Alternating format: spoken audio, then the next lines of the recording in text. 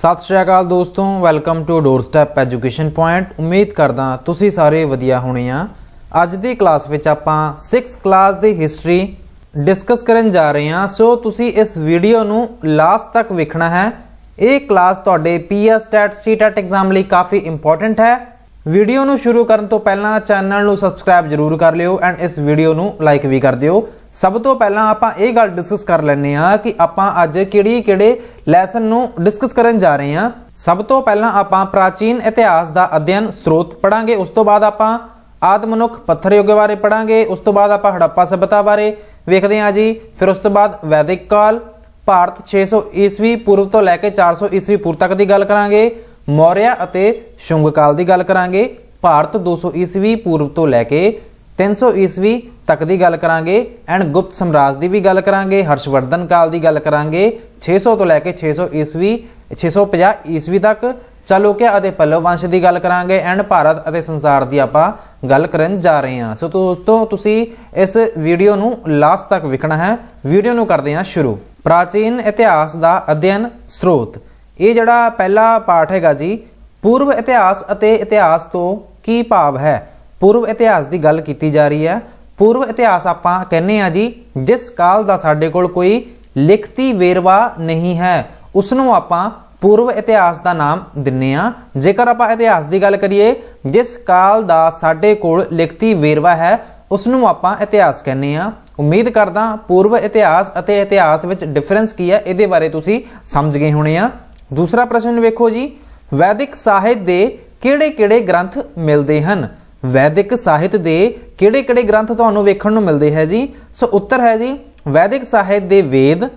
वैदिक साहित्य दे जेकर आपां गल करदे हां, वैदिक साहित्य दे वेद, ब्राह्मण ग्रंथ, उपनिषद, महाकाव्य आपां कह लैंदे आ जी रामायण अते महाभारत नूं, अते पुराण आदि जिहड़े ग्रंथ हैगे आ जी ये आपां नूं वैदिक साहित्य दे ग्रंथ वेखण नूं मिलदे आ। तुसीं इन्हां नूं याद कर सकदे हो।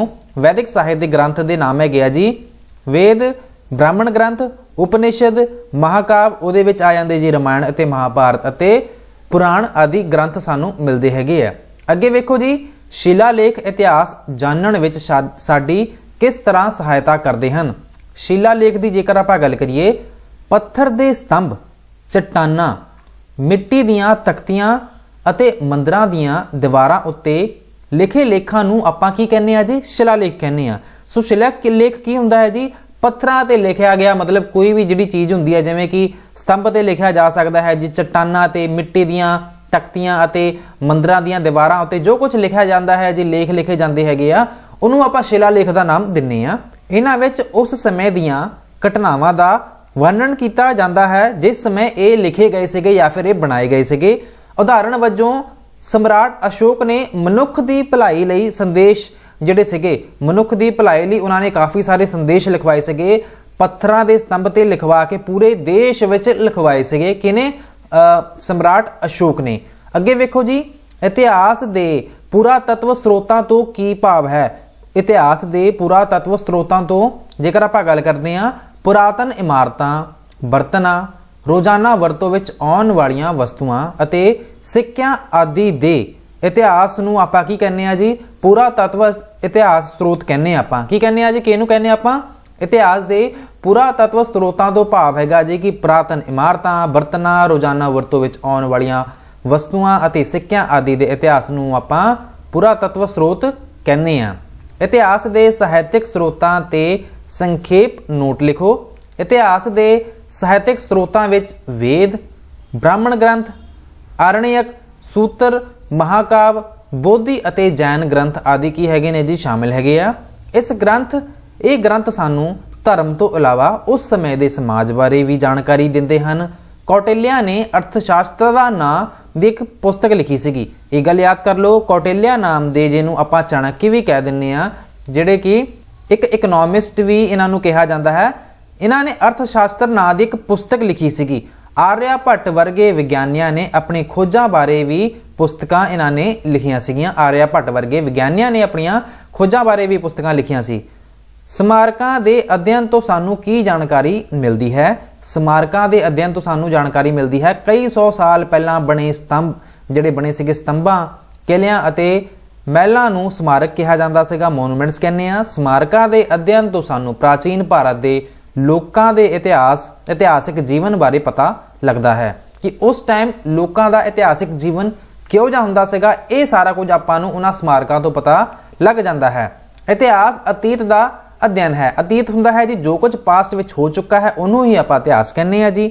ਇਤਿਹਾਸ ਆਪਾਂ ਕਿਉਂ ਪੜ੍ਹਦੇ ਆ? ਚੰਗੇ ਭਵਿੱਖ ਲਈ, ਕਿ ਆਪਾਂ ਭਵਿੱਖ ਵਿੱਚ ਉਹ ਗਲਤੀਆਂ ਨਾ ਕਰੀਏ ਜੋ ਆਪਾਂ ਪਾਸਟ ਵਿੱਚ ਕਰ ਚੁੱਕੇ ਆ, ਜਿਹਦੇ ਕਰਕੇ ਇਤਿਹਾਸ ਪੜ੍ਹਨ ਦੀ ਲੋੜ ਹੈਗੀ ਹੈ। ਕੌਟਿਲਿਆ ਦੁਆਰਾ ਕਿਹੜੀ ਕਿਤਾਬ ਲਿਖੀ ਗਈ ਸੀਗੀ? ਕੌਟਿਲਿਆ ਦੁਆਰਾ ਅਰਥ ਸ਼ਾਸਤਰ ਨਾਮ ਦੀ ਕਿਤਾਬ ਲਿਖੀ ਗਈ ਸੀ। ਪੁਸਤਕਾਂ, ਸਾਹਿਤਿਕ ਸਰੋਤ, ਪ੍ਰਾਚੀਨ ਖੇਤਰ ਅਤੇ ਵਸਤਾਂ ਪੁਰਾਤੱਤਵ ਸਰੋਤ ਅਖਵਾਉਂਦੀਆਂ ਹਨ। ਕੀ ਇਹ ਸਰੋਤ ਅਖਵਾਉਂਦੇ ਆ ਜੀ? ਪੁਰਾਤੱਤਵ। ਹੇਠ ਲਿਖੀਆਂ ਸ਼ਬਦਾਂ ਦਾ ਸਹੀ ਮਿਲਾਨ ਕਰੋ। ਆਰਿਆ ਭੱਟ ਕੀ ਸੀਗਾ ਜੀ? ਆਰਿਆ ਭੱਟ ਇੱਕ ਵਿਗਿਆਨੀ ਸੀਗਾ, ਸਾਇੰਟਿਸਟ ਹੈਗਾ ਸੀ। ਰਮਾਇਣ ਕੀ ਹੈ ਜੀ? ਰਮਾਇਣ ਇੱਕ ਮਹਾਕਾਵਿ ਹੈਗੀ ਹੈ। ਰਮਾਇਣ ਤੇ ਮਹਾਭਾਰਤ ਆਪਾਂ ਮਹਾਕਾਵਿ ਕਹਿੰਦੇ ਆ। ਸਾਮਦੇਵ ਇੱਕ ਵੇਦ ਹੈ। ਅਰਥ ਸ਼ਾਸਤਰ ਕਿਹਨੇ ਲਿਖੀ ਸੀਗੀ? ਕੌਟਿਲਿਆ ਨੇ ਲਿਖੀ ਸੀਗੀ। ਮਨੂ ਸਮ੍ਰਿਤੀ ਧਰਮ ਸ਼ਾਸਤਰ ਗ੍ਰੰਥ ਹੈ। ਸੋ ਇਹ ਗੱਲ ਬਿਲਕੁਲ ਹੀ ਠੀਕ ਲਿਖੀ ਹੋਈ ਹੈ। ਮਨੂ ਸਮ੍ਰਿਤੀ ਧਰਮ ਸ਼ਾਸਤਰ ਗ੍ਰੰਥ ਹੈ। ਆਰਣਯਕ ਵੈਦਿਕ ਸਾਹਿਤ ਦਾ ਹਿੱਸਾ ਨਹੀਂ ਹੈ। ਆਰਣਯਕ ਵੈਦਿਕ ਸਾਹਿਤ ਦਾ ਹਿੱਸਾ ਹੈ। ਸੋ ਇਸ ਕਰਕੇ ਇੱਥੇ ਕਾਟਾ ਲੱਗਿਆ ਹੋਇਆ ਜੀ, ਗਲਤ ਹੈ। ਸਿੱਕੇ ਇਤਿਹਾਸ ਦਾ ਸਰੋਤ ਨਹੀਂ ਹਨ। ਸੋ ਇਹ ਗੱਲ ਵੀ ਇੱਥੇ ਗਲਤ ਲਿਖੀ ਹੋਈ ਹੈ, ਕਿਉਂਕਿ ਆਪਾਂ ਨੂੰ ਕਈ ਰਾਜਾਂ ਦੀ ਜਿਹੜੀ ਖਬਰ ਹੈਗੀ ਆ ਉਹ ਆਪਾਂ ਨੂੰ ਸਿੱਕਿਆਂ ਤੋਂ ਹੀ ਮਿਲਦੀ ਹੈ। ਸੋ ਸਿੱਕੇ ਜਿਹੜੇ ਹੈਗੇ ਨੇ ਜੀ ਇਤਿਹਾਸ ਦਾ ਸਰੋਤ ਬਿਲਕੁਲ ਹੋ ਸਕਦੇ ਨੇ। ਸਮਰਾਟ ਅਸ਼ੋਕ ਨੇ ਆਪਣੇ ਸੰਦੇਸ਼ ਪੱਥਰ ਤੇ ਸਤੰਭਾਂ ਤੇ ਖੁਦਵਾਇਆ ਸੀਗਾ। ਸੋ ਇਹ ਗੱਲ ਬਿਲਕੁਲ ਸਹੀ ਹੈ ਜੀ। ਉਹਨਾਂ ਨੇ ਆਪਣੇ ਮੈਸੇजेस ਨੂੰ, ਸੰਦੇਸ਼ਾਂ ਨੂੰ ਇਹਨਾਂ ਸਤੰਭਾਂ ਤੇ ਲਿਖਵਾ ਕੇ ਲੋਕਾਂ ਤੱਕ ਪਹੁੰਚਾਇਆ ਸੀਗਾ ਆਪ ਦਾ ਸੰਦੇਸ਼ ਨੂੰ। ਇੱਥੇ ਤੁਸੀਂ ਟਿਕ ਲਗਾਓਗੇ, ਬਿਲਕੁਲ ਸਹੀ। ਆਪਾਂ ਚੱਲਦੇ ਹਾਂ ਜੀ ਅਗਲੇ ਪ੍ਰਸ਼ਨ ਤੇ। ਅਗਲਾ ਜਿਹੜਾ ਪਾਠ ਹੈ, ਇਸ ਪਾਠ ਵਿੱਚ ਆਪਾਂ ਗੱਲ ਕਰਾਂਗੇ ਆਦਿ ਮਨੁੱਖ ਭਾਵ ਪੱਥਰ ਯੁੱਗ ਦੀ। ਪੁਰਾਤਨ ਪੱਥਰ ਯੁੱਗ ਬਾਰੇ ਤੁਸੀਂ ਕੀ ਜਾਣਦੇ ਹੋ? ਪੁਰਾਣਾ ਪੱਥਰ ਯੁੱਗ ਉਸ ਯੁੱਗ ਨੂੰ ਕਿਹਾ ਜਾਂਦਾ ਹੈ ਜਦੋਂ ਮਨੁੱਖ ਦਾ ਰਹਿਣ ਸਹਿਣ ਕਿਹੋ ਜਿਹਾ ਸੀਗਾ? ਜਾਨਵਰਾਂ ਵਰਗਾ ਹੁੰਦਾ ਸੀ। ਉਹ ਕੁਦਰਤੀ ਵਸਤਾਂ ਤੇ ਨਿਰਭਰ ਸੀਗਾ। ਉਸ ਨੂੰ ਅੱਗ ਦਾ ਕੋਈ ਗਿਆਨ ਨਹੀਂ ਸੀ ਅਤੇ ਉਹ ਕੰਦ ਮੂਲ ਅਤੇ ਕੱਚਾ ਮਾਂਸ ਖਾਂਦਾ ਹੁੰਦਾ ਸੀ। ਉਹ ਸ਼ਿਕਾਰ ਕਰਨ ਲਈ ਪੱਥਰ ਦੇ ਬਣੇ ਹਥਿਆਰਾਂ ਦੀ ਵਰਤੋਂ ਕਰਦਾ ਸੀ। ਇਸ ਸਮਾਂ ਨੂੰ ਆਪਾਂ ਪੁਰਾਤਨ ਪੱਥਰ ਯੁੱਗ ਕਹਿੰਦੇ ਆ। ਨਵੀਨ ਪੱਥਰ ਯੁੱਗ ਦੇ 5 ਲੱਛਣ ਦੱਸੋ। ਨਵੀਨ ਪੱਥਰ ਯੁੱਗ ਦੀ ਆਪਾਂ ਗੱਲ ਕਰਨੀ ਆ। ਪੱਥਰ ਯੁੱਗ ਦੇ ਤੀਸਰੇ ਅਤੇ ਅੰਤਿਮ ਯੁੱਗ ਨੂੰ ਨਵਾਂ ਪੱਥਰ ਯੁੱਗ ਆਪਾਂ ਕਹਿੰਦੇ ਆ। ਇਸ ਦੇ ਲੱਛਣ ਹੇਠ ਲਿਖੇ ਸਨ। ਮਨੁੱਖ ਇੱਕ ਥਾਂ ਟਿਕ ਕੇ ਰਹਿਣ ਲੱਗ ਪਿਆ ਸੀਗਾ। ਉਸਨੇ ਭੋਜਨ ਪਕਾ ਕੇ ਖਾਣਾ ਸ਼ੁਰੂ ਕਰ ਦਿੱਤਾ ਸੀ, ਭਾਵ ਉਹਨੇ ਖੇਤੀਬਾੜੀ ਕਰਕੇ ਇੱਕ ਥਾਂ ਤੇ ਰਹਿਣਾ ਸ਼ੁਰੂ ਕਰ ਦਿੱਤਾ ਸੀਗਾ। ਕਿਨੇ ਜੀ? ਜੇਕਰ ਆਪਾਂ ਗੱਲ ਕਰਦੇ ਹਾਂ ਮਨੁੱਖਾਂ ਦੀ। ਉਸਨੇ ਆਪਣੇ ਔਜ਼ਾਰ ਪਹਿਲਾਂ ਨਾਲੋਂ ਤੇਜ਼ ਅਤੇ ਹਲਕੇ ਬਣਾ ਲਏ ਸੀ। ਉਸ ਤੋਂ ਪਹਿਲਾਂ ਵਾਲੇ ਹਥਿਆਰ ਪੱਥਰਾਂ ਦੇ ਬਣੇ ਹੁੰਦੇ ਸੀਗੇ ਜੀ। ਉਸ ਤੋਂ ਬਾਅਦ ਉਹਨਾਂ ਨੇ ਜਿਹੜੇ ਹਥਿਆਰ ਸੀਗੇ ਥੋੜੇ ਹਲਕੇ ਬਣਾਉਣੇ ਸ਼ੁਰੂ ਕਰਤੇ। ਜਿਹੜੀਆਂ ਧਾਤਾਂ ਹੁੰਦੀਆਂ ਨੇ ਜੀ ਉਹਨਾਂ ਦੀ ਵਰਤੋਂ ਕਰਨੀ ਸ਼ੁਰੂ ਕਰ ਦਿੱਤੀ। ਉਸਨੇ ਭੋਜਨ ਪਕਾਉਣ ਅਤੇ ਰੱਖਣ ਲਈ ਮਿੱਟੀ ਦੇ ਬਰਤਨ ਬਣਾਉਣੇ ਸਿੱਖ ਲਏ ਸੀਗੇ, ਭਾਵ ਉਹਨੂੰ ਸਟੋਰਿੰਗ ਦੀ ਜਿਹੜੀ ਗੱਲ ਹੈਗੀ ਆ ਨਾ, ਸਟੋਰੇਜ ਦੀ ਜਿਹੜੀ ਪ੍ਰੋਬਲਮ ਸੀਗੀ ਉਹਨੂੰ ਵੀ ਸੋਲਵ ਕਰ ਲਿਆ ਸੀਗਾ। ਸਟੋਰ ਕਰਨਾ ਉਹਨੇ ਸਿੱਖ ਲਿਆ ਸੀ। ਭੋਜਨ ਪਕਾ ਕੇ ਰੱਖਣ ਲਈ ਵੀ ਉਹਨੇ ਮਿੱਟੀ ਦੇ ਜਿਹੜੇ ਬਰਤਨ ਸੀਗੇ ਉਹ ਬਣਾ ਲਏ ਸੀਗੇ। ਉਸਨੇ ਗੁਫਾਵਾਂ ਦੀਆਂ ਦੀਵਾਰਾਂ ਉੱਤੇ ਚਿੱਤਰ ਬਣਾਉਣੇ ਵੀ ਸਿੱਖ ਲਏ ਸੀਗੇ, ਜਿਹਦੇ ਕਰਕੇ ਉਹ ਆਪ ਦਾ ਮੈਸੇਜ ਇੱਕ ਦੂਜੇ ਤੱਕ ਕਨਵੇ ਕਰ ਦਿੰਦੇ ਸੀ। ਉਸਨੇ ਪੱਥਰਾਂ, ਹਾਥੀ ਦੰਦਾਂ ਤੋਂ ਤਿਆਰ ਗਹਿਣੇ ਪਹਿਨਣੇ ਸ਼ੁਰੂ ਕਰ ਦਿੱਤੇ ਸੀਗੇ। ਜੂਲਰੀ ਨੂੰ ਵੀ ਉਹਨੇ ਯੂਜ਼ ਕਰਨਾ ਸ਼ੁਰੂ ਕਰ ਦਿੱਤਾ ਸੀ। ਮੱਧ ਪੱਥਰ ਯੁੱਗ ਬਾਰੇ ਤੁਸੀਂ ਕੀ ਜਾਣਦੇ ਹੋ? ਪੁਰਾਤਨ ਪੱਥਰ ਯੁੱਗ ਤੋਂ ਬਾਅਦ ਮੱਧ ਪੱਥਰ ਯੁੱਗ ਆਇਆ। ਇਸ ਯੁੱਗ ਵਿੱਚ ਮਨੁੱਖ ਨੇ ਕਈ ਨਵੀਆਂ ਚੀਜ਼ਾਂ ਸਿੱਖੀਆਂ। ਉਸਨੇ ਟੁੱਟੇ ਹੋਏ ਪੱਥਰ ਦੇ ਟੁਕੜਿਆਂ ਦੀ ਥਾਂ ਨੁਕੀਲੇ ਅਤੇ ਘੜੇ ਹੋਏ ਪੱਥਰਾਂ ਦੇ ਹਥਿਆਰ, ਕੁਹਾੜੀ ਅਤੇ ਗੰਡਾਸੇ ਆਦਿ ਬਣਾਉਣੇ ਸਿੱਖ ਲਏ। ਉਸਨੇ ਅਨਾਜ ਨੂੰ ਸੰਭਾਲ ਕੇ ਰੱਖਣਾ ਸ਼ੁਰੂ ਕਰ ਦਿੱਤਾ। ਉਸਨੇ ਝੋਪੜੀਆਂ ਬਣਾ ਕੇ ਰਹਿਣਾ ਸ਼ੁਰੂ ਕਰ ਦਿੱਤਾ ਸੀਗਾ। ਜੇਕਰ ਆਪਾਂ ਮੱਧ ਪੱਥਰ ਯੁੱਗ ਬਾਰੇ ਗੱਲ ਕਰਦੇ ਹਾਂ, ਪਹੀਏ ਦੀ ਖੋਜ ਨੇ ਮਨੁੱਖ ਦੀ ਕਿਸ ਤਰ੍ਹਾਂ ਸਹਾਇਤਾ ਕੀਤੀ? ਮਨੁੱਖ ਨੇ ਪਹੀਏ ਦੀ ਖੋਜ ਨਾਲ ਆਸਾਨੀ ਨਾਲ ਸਮਾਨ ਢੋਣਾ ਸ਼ੁਰੂ ਕਰ ਲਿਆ, ਢੋਣਾ ਸਿੱਖ ਲਿਆ ਸੀਗਾ। ਮਨੁੱਖ ਨੇ ਪਹੀਏ ਦੀ ਸਹਾਇਤਾ ਨਾਲ ਮਿੱਟੀ ਦੇ ਬਰਤਨ ਬਣਾਉਣੇ ਵੀ ਸਿੱਖ ਲਏ ਸਨ। ਗੁਫਾ ਚਿੱਤਰਕਾਰੀ ਬਾਰੇ ਇੱਕ ਨੋਟ ਲਿਖੋ। ਆਦਿ ਮਨੁੱਖ ਨੇ ਗੁਫਾਵਾਂ ਵਿੱਚ ਤਿੱਖੇ ਪੱਥਰਾਂ ਅਤੇ ਰੰਗਾਂ ਨਾਲ ਚਿੱਤਰ ਬਣਾ ਕੇ ਆਪਣੀ ਕਲਾ ਦਾ ਪ੍ਰਗਟਾਵਾ ਕਰਨਾ ਸ਼ੁਰੂ ਕਰ ਦਿੱਤਾ ਸੀ। ਇਹ ਚਿੱਤਰ ਆਮ ਤੌਰ ਤੇ ਰੇਖਾ ਚਿੱਤਰ ਹੁੰਦੇ ਸੀਗੇ। ਇਹ ਚਿੱਤਰ ਉਹਨਾਂ ਨੇ ਮਨੁੱਖਾਂ, ਜਾਨਵਰਾਂ ਅਤੇ ਸ਼ਿਕਾਰ ਦੇ ਦ੍ਰਿਸ਼ਾਂ ਦੇ ਬਣਾਏ ਸਨ। ਮੱਧ ਪ੍ਰਦੇਸ਼ ਵਿੱਚ ਭੀਮ ਬੈਠਕਾ ਸਥਾਨ ਤੇ ਕਈ ਚਿੱਤਰ ਮਿਲੇ ਹਨ। ਜੀਕੇ ਦਾ ਕੁਐਸਚਨ ਬਣ ਸਕਦਾ ਹੈ ਜੀ, ਐਗਜ਼ਾਮ ਵਿੱਚ ਪੁੱਛਿਆ ਜਾ ਸਕਦਾ ਹੈ कि भीम बैठका जिहड़ी जगह हैगी आ ये तुहानूं कित्थे वेखण नूं मिलदी है ते ये क्यों जानी जाती है। सो भीम बैठका विच तुहानूं मध्य प्रदेश में जिहड़ी कि जगह है इत्थे काफ़ी सारे चित्र तुहानूं मिलते हैं जी। सही जोड़े बनाओ, सही जोड़े वेख लैंदे आ जी। इत्थे तो वैसे पहला ही बने हुए है।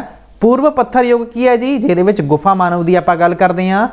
मैसोलिथिक पीरियड की जदों आपां गल करते हैं इहदे विच आपां मध्य पत्थर युग की गल करते हैं। भीम बैठका की है जी, गुफा चित्रकारी करके जानी जाती है। शिकारी खाद संग्रह प्राचीन पत्थर युग में तुहानूं वेखण नूं मिलदे सीगे। हुण आपां सही गलत भी वेख लैंदे आ। पूर्व पत्थर युग में मनुख खेती लई हल चलाउंदा सीगा। सो ये गल इत्थे बिल्कुल गलत लिखी हुई है जी। पूर्व पत्थर युग में मनुख खेती लई हल नहीं सी चलाउंदा। इस टाइम दे विच उहनूं खेती बारे कोई जानकारी नहीं सी, शिकार वगैरह करदा हुंदा सीगा, जिहदे करके आपां कह सकदे हां पूर्व पत्थर युग में मनुख खेती लई हल चलाउंदा सीगा। ये गल इत्थे गलत लिखी हुई है। पत्थर युग की गुफा चित्रकारी बहुत सारे स्थानों तो मिलती है, ये गल बिल्कुल ही ठीक लिखी हुई है। नव पत्थर युग का अर्थ आधुनिक समा है। न्यू स्टोन एज या फिर न्यूलिथिक एज का जिहड़ा मतलब है जी वो आधुनिक समा नहीं है जी।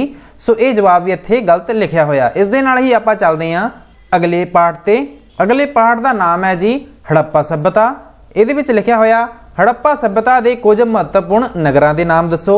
हड़प्पा सभ्यता विच तुहानूं जिहड़े मुख नगर वेखण नूं मिलदे सीगे, जिहदे विच है जी हड़प्पा, मोहनजोदड़ो, लोथल, कालीबंगन अते बनावाली। सिंध घाटी सभ्यता के लोगों के समाजिक जीवन बारे तुसीं की जाणदे हो। सिंध घाटी सभ्यता के लोगों का समाजिक जीवन बहुत विकसित सी।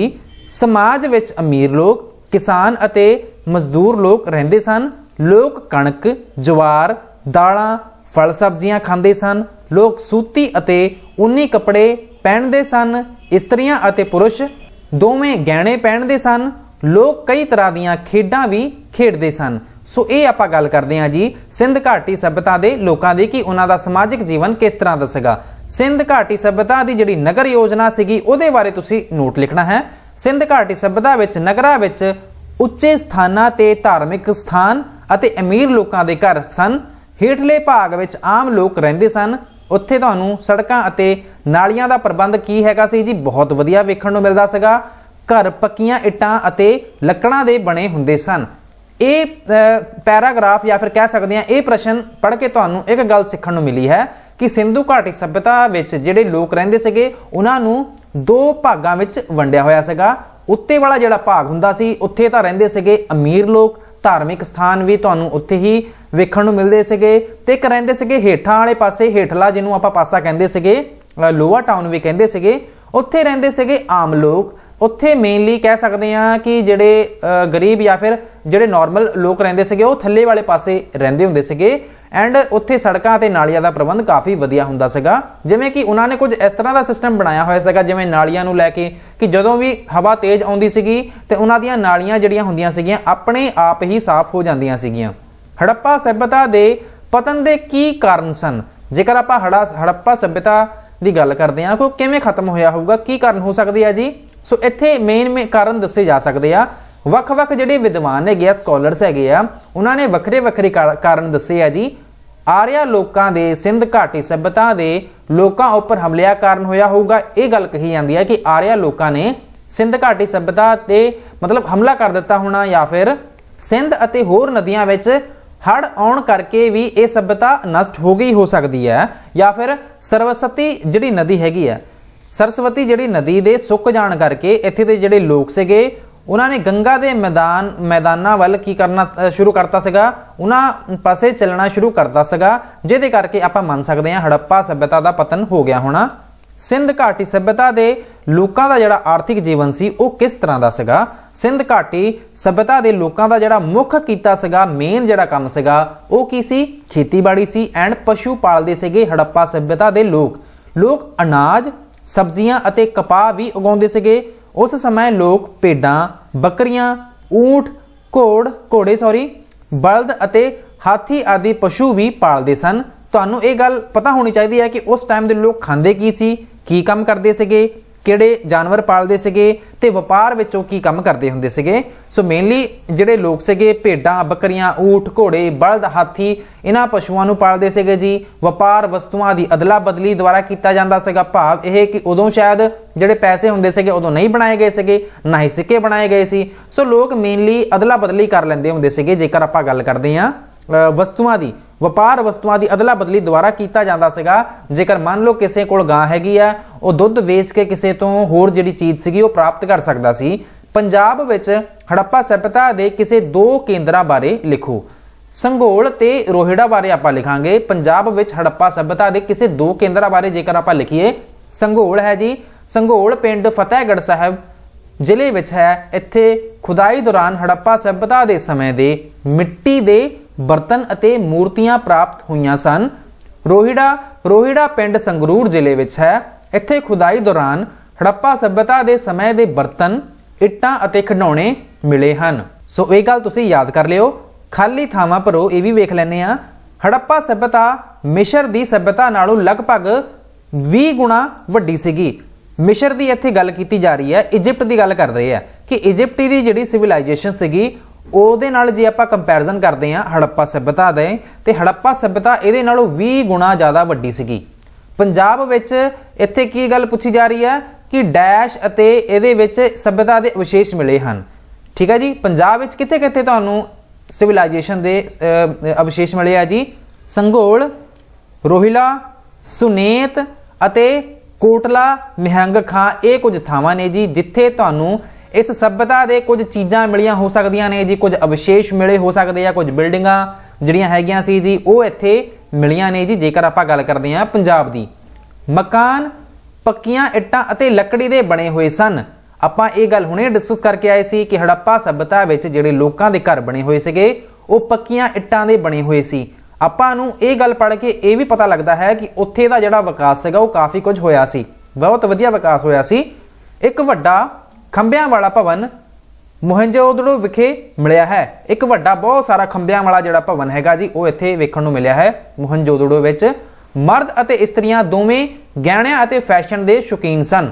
ਭਾਵ ਇਹ ਕਿ ਉਸ ਟਾਈਮ ਦੇ ਵਿੱਚ ਜਿਹੜੇ ਲੋਕ ਸੀਗੇ, ਭਾਵੇਂ ਉਹ ਪੁਰਸ਼ ਹੋਣ ਭਾਵੇਂ ਉਹ ਮਹਿਲਾਵਾਂ ਹੋਣ, ਉਹ ਦੋਵੇਂ ਹੀ ਜਿਹੜੇ ਗਹਿਣੇ ਹੁੰਦੇ ਸੀਗੇ, ਜੁਐਲਰੀ ਹੁੰਦੇ ਸੀਗੇ, ਫੈਸ਼ਨ ਹੁੰਦਾ ਸੀਗਾ, ਉਹਦੀ ਮਤਲਬ ਉਹਨਾਂ ਦਾ ਕਰੇਜ਼ ਸੀਗਾ। ਉਹਦੇ ਵਿੱਚ ਲੋਕ ਮਾਤਾ ਦੇਵੀ ਦੀ ਪੂਜਾ ਕਰਦੇ ਸਨ। ਉਸ ਟਾਈਮ ਦੇ ਵਿੱਚ ਜਿਹੜੇ ਲੋਕ ਸੀਗੇ ਉਹ ਮਾਤਾ ਦੇਵੀ ਦੀ ਪੂਜਾ ਕਰਦੇ ਸੀਗੇ। ਪਿੱਪਲ ਦੇ ਦਰਖਤ ਨੂੰ ਬਹੁਤ ਜ਼ਿਆਦਾ ਪਵਿੱਤਰ ਮੰਨਿਆ ਜਾਂਦਾ ਸੀਗਾ ਇਸ ਟਾਈਮ ਦੇ ਵਿੱਚ। ਪਸ਼ੂਪਤੀ ਕੀ ਹੈ ਜੀ? ਪਸ਼ੂਪਤੀ ਇੱਕ ਹੈਗੇ ਨੇ ਜੀ ਦੇਵਤਾ। ਪਸ਼ੂਪਤੀ ਦੇਵਤਾ ਨੇ ਜੀ।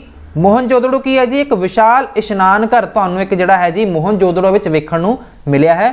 ਮੋਹਨਜੋਦੜੋ ਵਿੱਚ ਇੱਕ ਵਿਸ਼ਾਲ ਜਿਹੜਾ ਇਸ਼ਨਾਨ ਘਰ ਹੈਗਾ ਜੀ ਇਹ ਤੁਹਾਨੂੰ ਮੋਹਨਜੋਦੜੋ ਵਿੱਚ ਵੇਖਣ ਨੂੰ ਮਿਲਿਆ ਹੈ। ਲੋਥਲ ਦੀ ਜੇਕਰ ਆਪਾਂ ਗੱਲ ਕਰੀਏ, ਇੱਥੇ ਤੁਹਾਨੂੰ ਇੱਕ ਬੰਦਰਗਾਹ ਵੇਖਣ ਨੂੰ ਮਿਲਿਆ ਹੈ। ਲੋਥਲ ਵਿੱਚ ਤੁਹਾਨੂੰ ਇੱਕ ਜਿਹੜਾ ਬੰਦਰਗਾਹ ਹੈਗਾ ਜੀ, ਬੰਦਰਗਾਹ ਕੀ ਹੁੰਦਾ ਹੈ ਜੀ? ਇਹਨੂੰ ਆਪਾਂ ਪੋਰਟ ਕਹਿ ਦਿੰਨੇ ਆ। ਜਿਹੜੇ ਸਮੁੰਦਰੀ ਮਾਰਗ ਹੁੰਦੇ ਆ, ਸਮੁੰਦਰੀ ਮਾਰਗਾਂ ਦੇ ਵਿੱਚ ਜਿਹੜੀਆਂ ਆਪਣੀਆਂ ਵੱਡੇ ਜਹਾਜ਼ ਹੁੰਦੇ ਨੇ, ਉਹਨਾਂ ਦੇ ਜਿਹੜੇ ਸਟੇਸ਼ਨ ਨਹੀਂ ਹੁੰਦੇ ਜਿੱਥੇ ਉਹ ਰੁਕਦੇ ਹੈਗੇ ਆ, ਉਹਨਾਂ ਨੂੰ ਆਪਾਂ ਬੰਦਰਗਾਹ ਕਹਿੰਦੇ ਆ। ਸੋ ਲੋਥਲ ਜਿਹੜਾ ਕਿ ਗੁਜਰਾਤ ਵਿੱਚ ਹੈਗਾ ਜੀ, ਇੱਥੇ ਤੁਹਾਨੂੰ ਇੱਕ ਬੰਦਰਗਾਹ ਵੀ ਵੇਖਣ ਨੂੰ ਮਿਲਿਆ ਹੈ। ਚਿੱਤਰਲਿਪੀ ਕੀ ਹੈ ਜੀ? ਚਿੱਤਰਲਿਪੀ ਆਪਾਂ ਲਿਖਣ ਕਲਾ ਨੂੰ ਕਹਿੰਦੇ ਆ। ਇੱਕ ਲਿਖਣ ਕਲਾ ਹੈਗੀ ਆ। ਠੀਕ ਹੈ ਜੀ। ਇੱਕ ਹੁਣ ਆਪਾਂ ਗੱਲ ਕਰਦੇ ਹਾਂ ਰੋਪੜ ਪਾਕਿਸਤਾਨ ਵਿੱਚ ਸਥਿਤ ਹੈ। ਕੀ ਤੁਹਾਨੂੰ ਲੱਗਦਾ ਹੈ ਰੋਪੜ ਪਾਕਿਸਤਾਨ ਵਿੱਚ ਸਥਿਤ ਹੈ? ਬਿਲਕੁਲ ਗਲਤ। ਇਹ ਗੱਲ ਗਲਤ ਲਿਖੀ ਹੋਈ ਹੈ। ਹੜੱਪਾ ਦੇ ਲੋਕ ਮਾਤਾ ਦੇਵੀ ਦੀ ਪੂਜਾ ਨਹੀਂ ਕਰਦੇ ਸਨ। ਇਹ ਗੱਲ ਵੀ ਇੱਥੇ ਗਲਤ ਲਿਖੀ ਹੋਈ ਹੈ। ਹੁਣੇ ਆਪਾਂ ਪੜਿਆ ਹੜੱਪਾ ਦੇ ਲੋਕ ਮਾਤਾ ਦੇਵੀ ਦੀ ਪੂਜਾ ਵੀ ਕਰਦੇ ਸੀਗੇ। ਸੋ ਇਹ ਗੱਲ ਇੱਥੇ ਕੀ ਹੋਣਾ ਸੀਗਾ ਕਿ ਹੜੱਪਾ ਦੇ ਲੋਕ ਮਾਤਾ ਦੇਵੀ ਦੀ ਪੂਜਾ ਨਹੀਂ ਕਰਦੇ ਸੀ। ਕੀ ਕਰਦੇ ਸੀਗੇ? ਕਰਦੇ ਸੀ। ਸੋ ਇਹ ਗੱਲ ਇੱਥੇ ਗਲਤ ਲਿਖੀ ਹੋਈ ਹੈ ਕਿਉਂਕਿ ਇੱਥੇ ਇਹਨਾਂ ਨੇ ਨਹੀਂ ਲਿਖਿਆ ਹੋਇਆ। ਪੰਜਾਬ ਵਿੱਚ ਸਿੰਧ ਘਾਟੀ ਸਭਿਅਤਾ ਦੇ ਕੋਈ ਖੰਡਰ ਨਹੀਂ ਮਿਲੇ ਹਨ। ਆਪਾਂ ਨੂੰ ਪੰਜਾਬ ਵਿੱਚ ਕਿੰਨੇ ਸਾਰੇ ਇਹਨਾਂ ਦੇ ਖੰਡਰ ਜਿਹੜੇ ਹੈਗੇ ਆ ਉਹ ਮਿਲੇ ਹੈਗੇ ਆ, ਤੇ ਆਪਾਂ ਹੁਣੇ ਜਿਹੜੇ 4-5 ਨਾਮ ਸੀਗੇ ਹੁਣੇ ਡਿਸਕਸ ਕਰਕੇ ਹਟੇ ਆ। ਸਿੰਧ ਘਾਟੀ ਸਭਿਅਤਾ ਦੇ ਲੋਕਾਂ ਨੂੰ ਲਿਖਣ ਕਲਾ ਨਹੀਂ ਆਉਂਦੀ ਸੀਗੀ। ਸੋ ਇਹ ਗੱਲ ਇੱਥੇ ਗਲਤ ਲਿਖੀ ਹੋਈ ਹੈ। ਉਹਨਾਂ ਨੂੰ ਲਿਖਣ ਕਲਾ ਆਉਂਦੀ ਸੀਗੀ। ਇਸ ਦੇ ਨਾਲ ਹੀ ਆਪਾਂ ਚੱਲਦੇ ਹਾਂ ਜੀ ਅਗਲੇ ਪਾਠ ਤੇ। ਹੁਣ ਆਪਾਂ ਗੱਲ ਕਰਾਂਗੇ ਜੀ ਵੈਦਿਕ ਕਾਲ ਦੀ। ਵੈਦਿਕ ਕਾਲ ਦੀ ਜੇਕਰ ਆਪਾਂ ਗੱਲ ਕਰੀਏ ਪਹਿਲੇ ਪ੍ਰਸ਼ਨ ਦੀ, ਪਹਿਲਾ ਪ੍ਰਸ਼ਨ ਤੁਸੀਂ ਵੇਖ ਸਕਦੇ ਹੋ, ਰਿਗਵੇਦ ਕਾਲ ਦੀ ਰਾਜਨੀਤਿਕ ਅਵਸਥਾ ਬਾਰੇ 5 ਵਾਕ ਲਿਖੋ। ਉਸ ਸਮੇਂ ਰਾਜੇ ਛੋਟੇ-ਛੋਟੇ ਕਬੀਲਿਆਂ ਵਿੱਚ ਜਿਹੜਾ ਸੀਗਾ ਜੀ, ਛੋਟੇ-ਛੋਟੇ ਜਿਹੜੇ ਰਾਜ ਹੁੰਦੇ ਸੀਗੇ ਉਹ ਛੋਟੇ-ਛੋਟੇ ਕਬੀਲਿਆਂ ਵਿੱਚ ਵੰਡਿਆ ਹੋਇਆ ਸੀ। ਰਾਜਾ ਰਾਜ ਦਾ ਮੁਖੀ ਹੁੰਦਾ ਸੀਗਾ। ਰਾਜਾ ਜਿਹੜਾ ਹੁੰਦਾ ਸੀਗਾ ਉਹ ਰਾਜ ਦਾ ਕੀ ਹੁੰਦਾ ਸੀਗਾ, ਜਿਹੜੇ ਛੋਟੇ ਛੋਟੇ ਰਾਜ ਬਣੇ ਹੋਏ ਸੀਗੇ ਉਹਦਾ ਮੁਖੀ ਹੁੰਦਾ ਸੀ। ਕਈ ਥਾਵਾਂ ਤੇ ਰਾਜੇ ਦੀ ਚੋਣ ਹੁੰਦੀ ਸੀ, ਪਰੰਤੂ ਆਮ ਤੌਰ ਤੇ ਰਾਜੇ ਦਾ ਜਿਹੜਾ ਪੁੱਤਰ ਸੀ ਉਹੀ ਰਾਜਾ ਬਣਦਾ ਸੀ। ਸਭਾ ਅਤੇ ਸਮਿਤੀ ਰਾਜੇ ਦੀ ਸਹਾਇਤਾ ਕਰਨ ਲਈ ਦੋ ਸੰਸਥਾਵਾਂ ਹੁੰਦੀਆਂ ਸਨ। ਸਭਾ ਅਤੇ ਸਮਿਤੀ ਰਾਜੇ ਦੀ ਸਹਾਇਤਾ ਕਰਨ ਲਈ ਦੋ ਸੰਸਥਾਵਾਂ ਹੁੰਦੀਆਂ ਸੀਗੀਆਂ, ਇਹ ਯਾਦ ਕਰ ਲਿਓ। ਸਭਾ ਅਤੇ ਸਮਿਤੀ ਇਹ ਰਾਜੇ ਦੀ ਹੈਲਪ ਕਰਦੀਆਂ ਹੁੰਦੀਆਂ ਸੀਗੀਆਂ। ਪੁਰੋਹਿਤ, ਸੈਨਾਨੀ ਅਤੇ ਗ੍ਰਾਮਣੀ ਆਦਿ ਰਾਜੇ ਦੀ ਸਹਾਇਤਾ ਕਰਨ ਲਈ ਅਧਿਕਾਰੀ ਹੁੰਦੇ ਸਨ। ਇਸ ਟਾਈਮ ਦੀ ਆਪਾਂ ਗੱਲ ਕਰ ਰਹੇ ਹਾਂ ਰਿਗਵੈਦਿਕ ਕਾਲ ਦੀ। ਇਹਦੇ ਵਿੱਚ ਪੁਰੋਹਿਤ ਜਿਹੜੇ ਹੁੰਦੇ ਸੀਗੇ, ਸੈਨਾਨੀ ਅਤੇ ਗ੍ਰਾਮਣੀ ਆਦि ਰਾਜੇ ਦੀ ਸਹਾਇਤਾ ਕਰਨ ਲਈ ਇਹ ਵੀ ਇੱਕ ਅਧਿਕਾਰੀ ਨਿਯੁਕਤ ਕੀਤੇ ਗਏ ਸੀਗੇ। ਵੈਦਿਕ ਕਾਲ ਕਿਹੜੇ ਦੇਵਤਿਆਂ ਦੀ ਪੂਜਾ ਕਰਦੇ ਸੀਗੇ? ਜਿਹੜੇ ਵੈਦਿਕ ਲੋਕ ਸੀਗੇ ਇਸ ਟਾਈਮ ਦੇ ਵਿੱਚ, ਜਿਹੜੇ ਵੈਦਿਕ ਲੋਕ ਕਿਹੜੇ ਦੇਵਤਿਆਂ ਦੀ ਪੂਜਾ ਕਰਦੇ ਸੀਗੇ? ਵੈਦਿਕ ਲੋਕ ਮੇਨਲੀ 3 ਦੇਵਤਿਆਂ ਦੀ ਪੂਜਾ ਕਰਦੇ ਸੀਗੇ। ਕਿਹੜੇ ਸੀ ਜੀ? ਇੱਕ ਤਾਂ ਹੈਗਾ ਜੀ ਪ੍ਰਿਥਵੀ ਦੇ ਦੇਵਤਾ, ਜਿਹਦੇ ਵਿੱਚ ਆਪਾਂ ਪ੍ਰਿਥਵੀ, ਅਗਨੀ ਅਤੇ ਸੋਮ ਦੀ ਗੱਲ ਕਰਦੇ ਹਾਂ। ਆਕਾਸ਼ ਦੇ ਦੇਵਤਾ ਜਿਵੇਂ ਕਿ ਇੰਦਰ ਅਤੇ ਮਾਰੂਤ ਦੀ ਗੱਲ ਕਰਦੇ ਹਾਂ। ਪੁਲਾੜ ਦੇ ਦੇਵਤਾ ਜਿਵੇਂ ਕਿ ਵਰੁਣ, ਸੂਰਜ ਅਤੇ ਵਿਸ਼ਨੂੰ, ਇਹਨਾਂ ਭਗਵਾਨ ਦੀ ਜਿਹੜੀ ਪੂਜਾ ਸੀਗੀ ਉਸ ਟਾਈਮ ਦੇ ਵਿੱਚ ਕੀਤੀ ਜਾਂਦੀ ਸੀਗੀ। ਵੈਦਿਕ ਕਾਲ ਦੇ ਸਮਾਜਿਕ ਜੀਵਨ ਬਾਰੇ ਤੁਸੀਂ ਕੀ ਜਾਣਦੇ ਹੋ? ਉਸ ਸਮੇਂ ਸਮਾਜ 4 ਵਰਨਾਂ ਵਿੱਚ ਵੰਡਿਆ ਹੋਇਆ ਸੀਗਾ। ਕਿਹੜੇ ਵਰਣ ਹੈਗੇ ਸੀ ਜੀ? ਜੇਕਰ ਆਪਾਂ ਵੈਦਿਕ ਕਾਲ ਦੀ ਗੱਲ ਕਰਦੇ ਹਾਂ, ਉੱਥੇ ਦੇ ਸਮਾਜਿਕ ਲੋਕਾਂ ਬਾਰੇ ਗੱਲ ਕਰੀਏ ਤੇ ਉੱਥੇ ਦਾ ਜਿਹੜਾ ਟਾਈਮ ਸੀ ਉਸ ਸਮਾਂ ਦੇ ਵਿੱਚ ਬ੍ਰਾਹਮਣ, ਖੱਤਰੀ, ਵੈਸ਼ ਅਤੇ ਸ਼ੂਦਰ, ਇਹ ਜਿਹੜੇ 4 ਤੁਹਾਨੂੰ ਵਰਣ ਵੇਖਣ ਨੂੰ ਮਿਲਦੇ ਹੈਗੇ ਆ ਜੀ। ਇਹਨਾਂ 4 ਭਾਗਾਂ ਦੇ ਵਿੱਚ ਉੱਥੇ ਦੇ ਸਮਾਜ ਨੂੰ ਵੰਡਿਆ ਹੋਇਆ ਸੀਗਾ।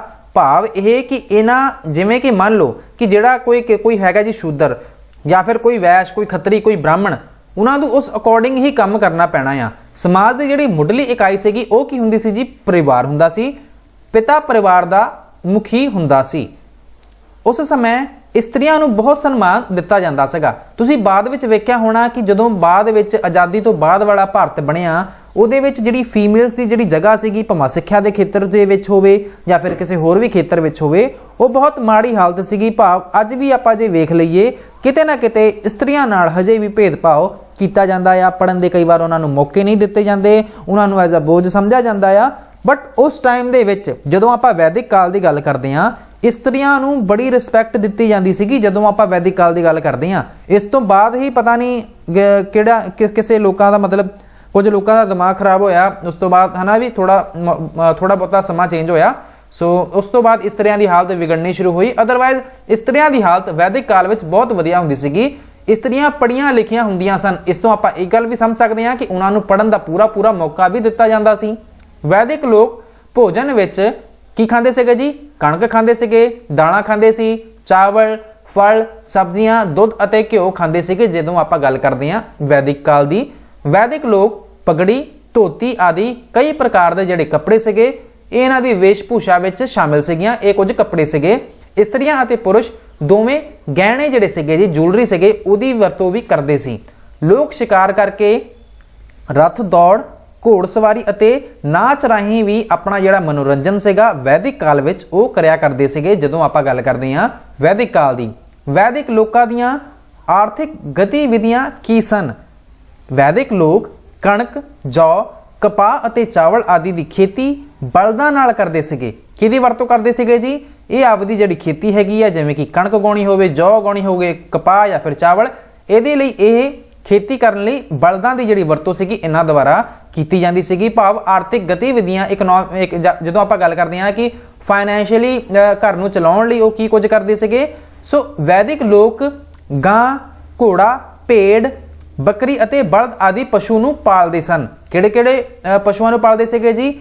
ਗਾਂ ਹੋ ਗਈ, ਘੋੜਾ, ਭੇਡ, ਬੱਕਰੀ ਅਤੇ ਬਲਦ। ਇਸ ਤੋਂ ਬਾਅਦ ਉਸ ਸਮੇਂ ਲੋਹਾਰ, ਤਰਖਾਣ, ਜੁਲਾਹਾ ਅਤੇ ਘੁਮਿਆਰ ਆਦਿ ਤੁਹਾਨੂੰ ਮੇਨ ਜਿਹੜੇ ਕ੍ਰਾਫਟ ਪਰਸਨ ਜਾਂ ਫਿਰ ਜਿਹੜੇ ਕਾਰੀਗਰ ਹੈਗੇ ਨੇ ਜੀ, ਇਹ ਤੁਹਾਨੂੰ ਵੇਖਣ ਨੂੰ ਮਿਲਦੇ ਆ ਉਸ ਟਾਈਮ ਦੇ ਵਿੱਚ।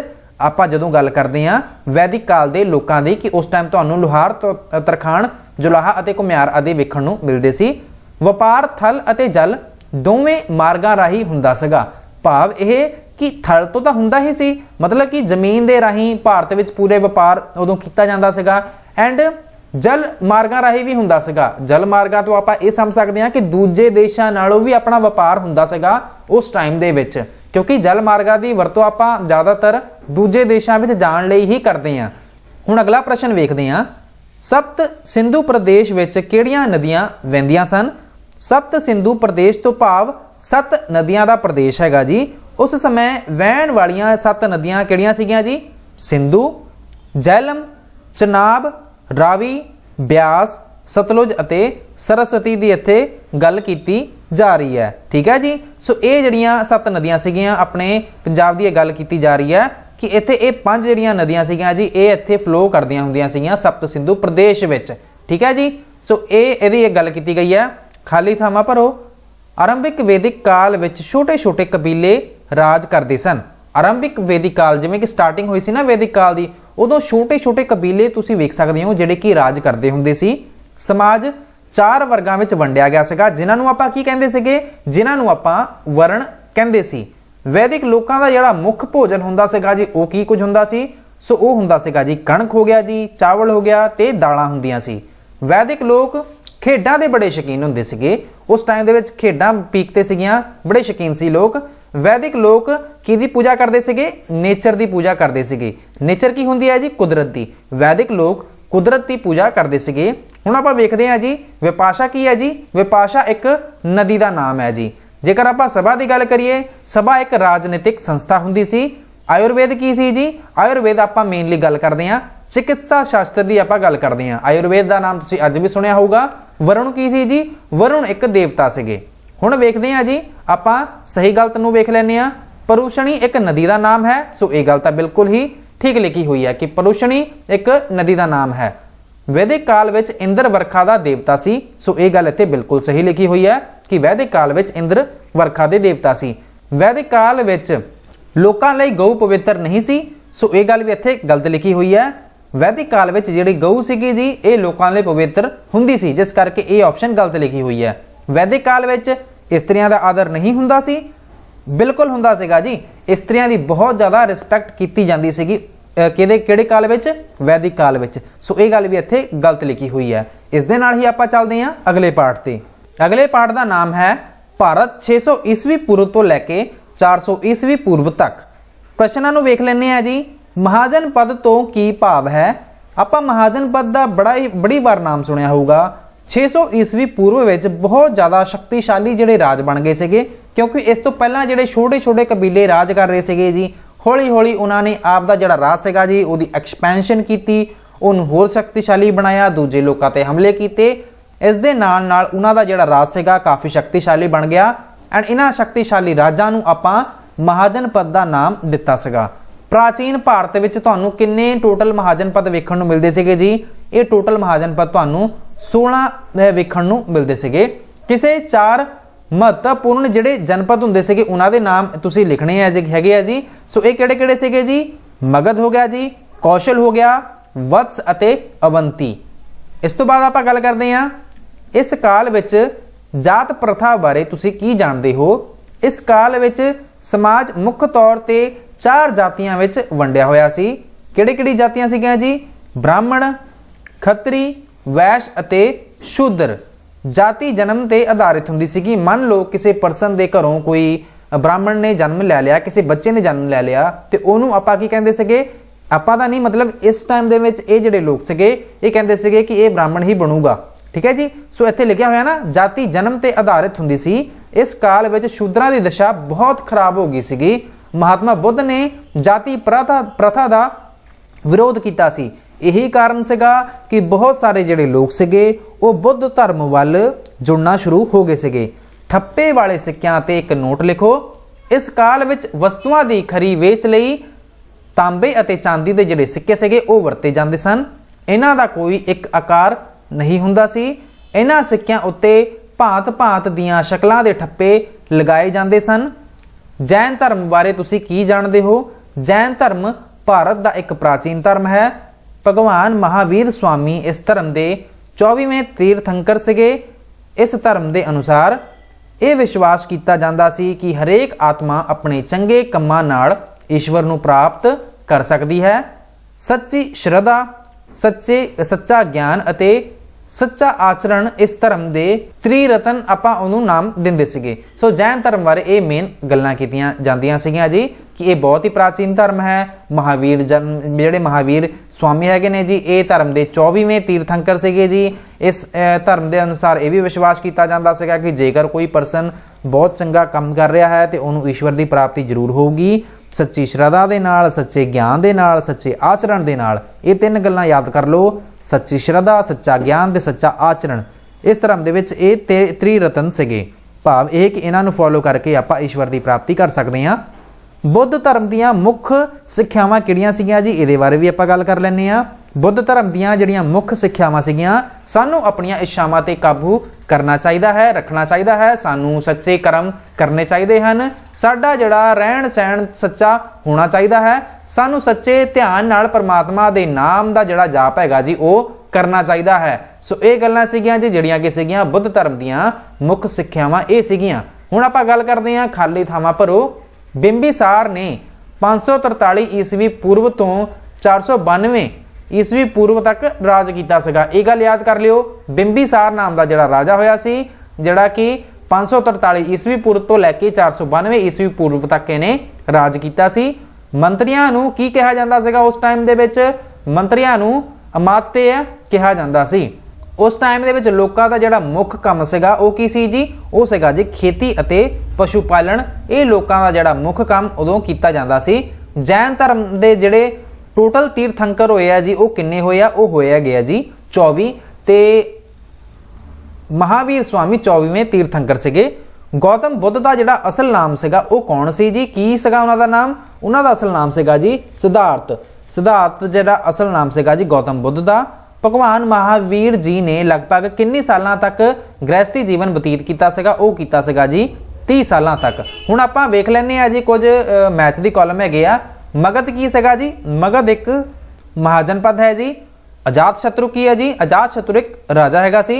वंजी की सीगा जी? वरजी एक रिपब्लिक सी, गणतंत्र सी। श्रेणी की हुंदियां सीगियां जी? श्रेणी आपां उन्हां लोकां दे ग्रुप नूं कहंदे सीगे जिहड़े कि सेम काम करदे हुंदे सीगे। जिवें मान लो कोई क्राफ्ट परसन है जी, कोई एक वखरा काम कर रहे हैं, उन्हां समूहां नूं आपां श्रेणी का नाम दिंदे सीगे। ठीक है जी, श्रेणी का मतलब है जी मतलब कि गिल्ड। सो अगे वेखो जी श्रेणी या फिर गिल्ड। पार्श्वनाथ एक ही सीगे जी? पार्श्वनाथ भी एक तीर्थंकर सीगे। बुद्ध की सीगे जी? बुद्ध गल करते सीगे अष्टमार्ग की, मतलब कि जेकर तुसी रब की सच्चाई की प्राप्ति करनी है फिर तुहानूं कुछ जिहड़े 8 मार्ग हैगे आ उन्हां नूं फॉलो करना पैना है अकॉर्डिंग टू बुद्ध। अगे वेखो जी सही गलत। षोडश जनपदां दा उल्लेख बौद्ध साहित्य विच है। सो ये गल इत्थे ठीक लिखी हुई है कि इन्हां दे जिहड़ा उल्लेख हैगा जी वो बौद्ध साहित्य विच तुहानूं मिलदा है जी। बिंबिसार ने 543 तो लैके 492 ईस्वी पूर्व तक राज किया सीगा। ये गल भी ठीक लिखी हुई है। मंत्रियां नूं चेर दे नां नाल जाणिया जांदा सीगा।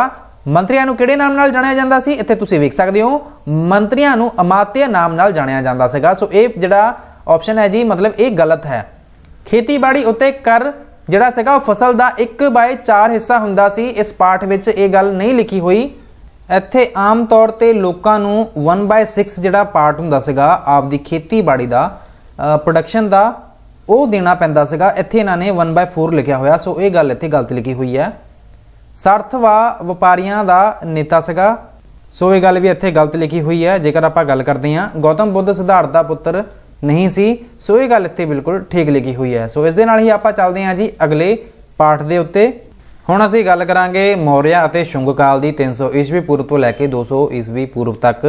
सिकंदर बारे तुसीं की जाणदे हो? सिकंदर की जेकर आपां गल करते हैं, सिकंदर जो मकदूनिया का एक महान यूनानी जेतू सी, उसने भारत ते 326 ईस्वी पूर्व विच हमला किया सीगा। एंड जे आपां होर गल करिए इस सिकंदर दी, सो आपां नूं पता लगता है कि उसने ब्यास नदी तक पंजाब विच उत्तर पश्चिम दे कई राजियां नूं हराया सीगा। उसने तक्षशिला दे राजा अंबी नाम का एक राजा सीगा, तक्षशिला दा ओनू भी हराया सी। पोरस सिकंदर द्वारा हराया जाने वाला एक प्रसिद्ध राजा सीगा जी। सो ये बारे गल की गई है सिकंदर बारे। कौटिल्या बारे एक नोट लिखो जी। कौटिल्या नूं चाणक्य भी कहा जाता सीगा। वो एक महान विद्वान अते तक्षशिला विश्वविद्यालय विच अध्यापक सी। राजा चंद्रगुप्त मौर्य उसनूं अपना गुरु मानदा सी। मौर्य साम्राज्य का प्रधानमंत्री भी रहा। उसने ਅਰਥ-ਸ਼ਾਸਤਰ ਨਾਮ ਦੀ ਇੱਕ ਜਿਹੜੀ ਕਿਤਾਬ ਸੀਗੀ, ਇੱਕ ਪੁਸਤਕ ਸੀਗੀ, ਉਹ ਕਿਹਦੇ ਦੁਆਰਾ ਲਿਖੀ ਗਈ ਸੀ? ਕੌਟਿल्य ਦੁਆਰਾ। ਅਸ਼ੋਕ ਨੂੰ ਮਹਾਨ ਕਿਉਂ ਕਿਹਾ ਜਾਂਦਾ ਸੀਗਾ? ਅਸ਼ੋਕਾ ਦਾ ਗ੍ਰੇਟ ਤੁਸੀਂ ਨਾਮ ਸੁਣਿਆ ਹੋਊਗਾ। ਸੋ ਇਹ ਕਿਉਂ ਕਿਹਾ ਜਾਂਦਾ ਸੀ? ਅਸ਼ੋਕਾ ਇੱਕ ਮਹਾਨ ਸ਼ਾਸਕ ਸੀ। ਉਸ ਦੀ ਗਿਣਤੀ ਸੰਸਾਰ ਦੇ ਸਭ ਤੋਂ ਮਹਾਨ ਰਾਜਿਆਂ ਵਿੱਚ ਕੀਤੀ ਜਾਂਦੀ ਸੀ। ਉਹ ਆਪਣੀ ਸ਼ਾਂਤੀ ਅਤੇ ਮਾਨਵਤਾ ਦੇ ਸੰਦੇਸ਼ ਲਈ ਪ੍ਰਸਿੱਧ ਹੈ। ਕਲਿੰਗ ਦੇ ਯੁੱਧ ਤੋਂ ਬਾਅਦ ਉਸਨੇ ਅਹਿੰਸਾ ਨੂੰ ਅਪਣਾ ਲਿਆ ਸੀਗਾ। ਕਲਿੰਗ ਦੇ ਯੁੱਧ ਵਿੱਚ ਉਹਨੇ ਵੇਖਿਆ ਕਿ ਜਿਹੜੀਆਂ ਨਦੀਆਂ ਨੇ ਜੀ, ਖੂਨ ਦੀਆਂ ਨਦੀਆਂ ਵਗ ਰਹੀਆਂ ਨੇ ਗਲੀਆਂ ਦੇ ਵਿੱਚ। ਸੋ ਜਿਹਦੇ ਕਰਕੇ ਉਹਨੇ ਕਿਹਾ ਸੀਗਾ ਕਿ ਉਹਨੇ ਇਹ ਜਿਹੜੀ ਵਾਇਲੈਂਸ ਹੈਗੀ ਆ ਉਹ ਉਹਨੇ ਛੱਡ ਦੇਣੀ ਆ। ਉਸਨੇ ਸ਼ਿਕਾਰ ਕਰਨਾ ਛੱਡ ਦਿੱਤਾ ਅਤੇ ਬੁੱਧ ਧਰਮ ਅਪਣਾ ਲਿਆ ਸੀ। ਉਸਨੇ ਪ੍ਰਜਾ ਦੀ ਭਲਾਈ ਲਈ ਸੜਕਾਂ, ਹਸਪਤਾਲ, ਖੂਹ ਅਤੇ ਸਰਾਵਾਂ ਬਣਵਾਈਆਂ ਸੀਗੀਆਂ ਯਾਤਰੀਆਂ ਲਈ, ਲੋਕਾਂ ਦੀ ਭਲਾਈ ਲਈ, ਜਿਸ ਕਰਕੇ ਉਹਨੂੰ ਮਹਾਨ ਰਾਜਾ ਮੰਨਿਆ ਜਾਂਦਾ ਹੈ। ਮੌਰਿਆ ਕਲਾ ਬਾਰੇ ਤੁਸੀਂ ਕੀ ਜਾਣਦੇ ਹੋ? ਮੌਰਿਆ ਸਮਰਾਟ ਨੂੰ ਕਲਾ ਨਾਲ ਬਹੁਤ ਪਿਆਰ ਸੀ। ਚੰਦਰਗੁਪਤ ਮੌਰਿਆ ਨੇ ਇੱਕ ਵੱਡਾ ਰਾਜ ਮਹਿਲ ਬਣਾਇਆ। ਅਸ਼ੋਕ ਨੇ ਸਾਂਚੀ ਦੇ ਸਤੂਪ ਦਾ ਜਿਹੜਾ ਨਿਰਮਾਣ ਸੀਗਾ ਉਹਦੇ ਦੁਆਰਾ ਉਹ ਕੀਤਾ ਗਿਆ ਸੀਗਾ। ਅਸ਼ੋਕ ਦੇ ਸਮੇਂ ਦੀ ਕਲਾ ਦਾ ਸਭ ਤੋਂ ਸੋਹਣਾ ਨਮੂਨਾ ਉਸ ਦੇ ਦੁਆਰਾ ਬਣਵਾਏ ਗਏ ਪੱਥਰ ਦੇ ਵੱਡੇ ਸਤੰਭ ਹੈਗੇ ਆ। ਅਸ਼ੋਕ ਨੇ 4 ਸ਼ੇਰਾਂ ਵਾਲੀ ਇੱਕ ਜਿਹੜੀ ਮੂਰਤੀ ਹੈਗੀ ਆ ਉਹ ਵੀ ਬਣਵਾਈ ਸੀਗੀ, ਜੋ ਕਿ ਸਾਡਾ ਅੱਜ ਦੇ ਟਾਈਮ ਵਿੱਚ ਰਾਸ਼ਟਰੀ ਚਿੰਨ੍ਹ ਵੀ ਹੈ। ਸੋ ਇਹ ਜਿਹੜੀ ਮੂਰਤੀ ਸੀਗੀ ਇਹ ਅਸ਼ੋਕ ਦੁਆਰਾ ਬਣਵਾਈ ਗਈ ਸੀ। ਹੇਠ ਲਿਖੇ ਵਾਕਾਂ ਵਿੱਚ ਖਾਲੀ ਥਾਵਾਂ ਭਰੋ। ਸਿਕੰਦਰ ਦੇ ਸੈਨਿਕ ਪੰਜਾਬ ਦੇ ਲੋਕਾਂ ਦੀ ਬਹਾਦਰੀ ਦੇਖ ਕੇ ਡਰ ਗਏ ਸੀਗੇ। ਸੋ ਇਹ ਗੱਲ ਬਿਲਕੁਲ ਸਹੀ ਹੈ ਜੀ। ਸੋ ਸਿਕੰਦਰ ਦੇ ਜਿਹੜੇ ਸੈਨਿਕ ਸੀਗੇ ਪੰਜਾਬ ਦੇ ਲੋਕਾਂ ਦੀ ਬਹਾਦਰੀ ਦੇਖ ਕੇ ਡਰ ਗਏ ਸੀ। ਚੰਦਰਗੁਪਤ ਨੇ 297 ਈਸਵੀ ਪੂਰਵ ਤੱਕ ਰਾਜ ਕੀਤਾ ਸੀਗਾ। ਮੈਗਸਥਨੀਜ਼ ਸੈਲਿਊਕਸ ਨਿਕੋਟਰ ਦਾ ਯੂਨਾਨੀ ਰਾਜਦੂਤ ਸੀਗਾ, ਅੰਬੈਸਡਰ ਸੀ। ਜੇਕਰ ਆਪਾਂ ਮੈਗਸਥਨੀਜ਼ ਦੀ ਗੱਲ ਕਰਦੇ ਹਾਂ, ਸੈਲਿਊਕਸ ਨਿਕੋਟਰ ਦਾ ਇਹ ਕੀ ਸੀਗਾ ਜੀ? ਇੱਕ ਯੂਨਾਨੀ ਰਾਜਦੂਤ ਹੈਗਾ ਸੀ। ਕੌਟਿਲਿਆ ਦੇ ਅਰਥ ਸ਼ਾਸਤਰ ਅਤੇ ਮੈਗਸਥਨੀਜ਼ ਦੀ ਇੰਡਿਕਾ ਪੁਸਤਕ ਤੋਂ ਸਾਨੂੰ ਮੌਰੀਆ ਸਮਾਜ ਦੇ ਸਾਮਰਾਜ ਦੇ ਰਾਜ ਪ੍ਰਬੰਧ ਬਾਰੇ ਜਾਣਕਾਰੀ ਮਿਲਦੀ ਹੈ। ਕੌਟਿਲਿਆ ਨੇ ਇੱਕ ਰਾਜ ਅਰਥ ਸ਼ਾਸਤਰ ਨਾਮ ਦੀ ਕਿਤਾਬ ਲਿਖੀ ਸੀ। ਮੈਗਸਥਨੀਜ਼ ਨੇ ਇੰਡਿਕਾ ਨਾਮ ਦੀ ਕਿਤਾਬ ਲਿਖੀ ਸੀ। ਸੋ ਆਪਾਂ ਨੂੰ ਇਹਨਾਂ ਦੋਨਾਂ ਕਿਤਾਬਾਂ ਤੋਂ ਪਤਾ ਲੱਗਦਾ ਹੈ ਕਿ ਮੌਰੀਆ ਸਾਮਰਾਜ ਦਾ ਜਿਹੜਾ ਰਾਜ ਪ੍ਰਬੰਧ ਸੀ ਉਹ ਕਿਸ ਤਰ੍ਹਾਂ ਦਾ ਸੀਗਾ, ਕਿਸ ਤਰ੍ਹਾਂ ਕਰ ਲਗਾਇਆ ਜਾਂਦਾ ਸੀ, ਲੋਕਾਂ ਦਾ ਜੀਵਨ ਕਿਸ ਤਰ੍ਹਾਂ ਚੱਲਦਾ ਹੁੰਦਾ ਸੀ।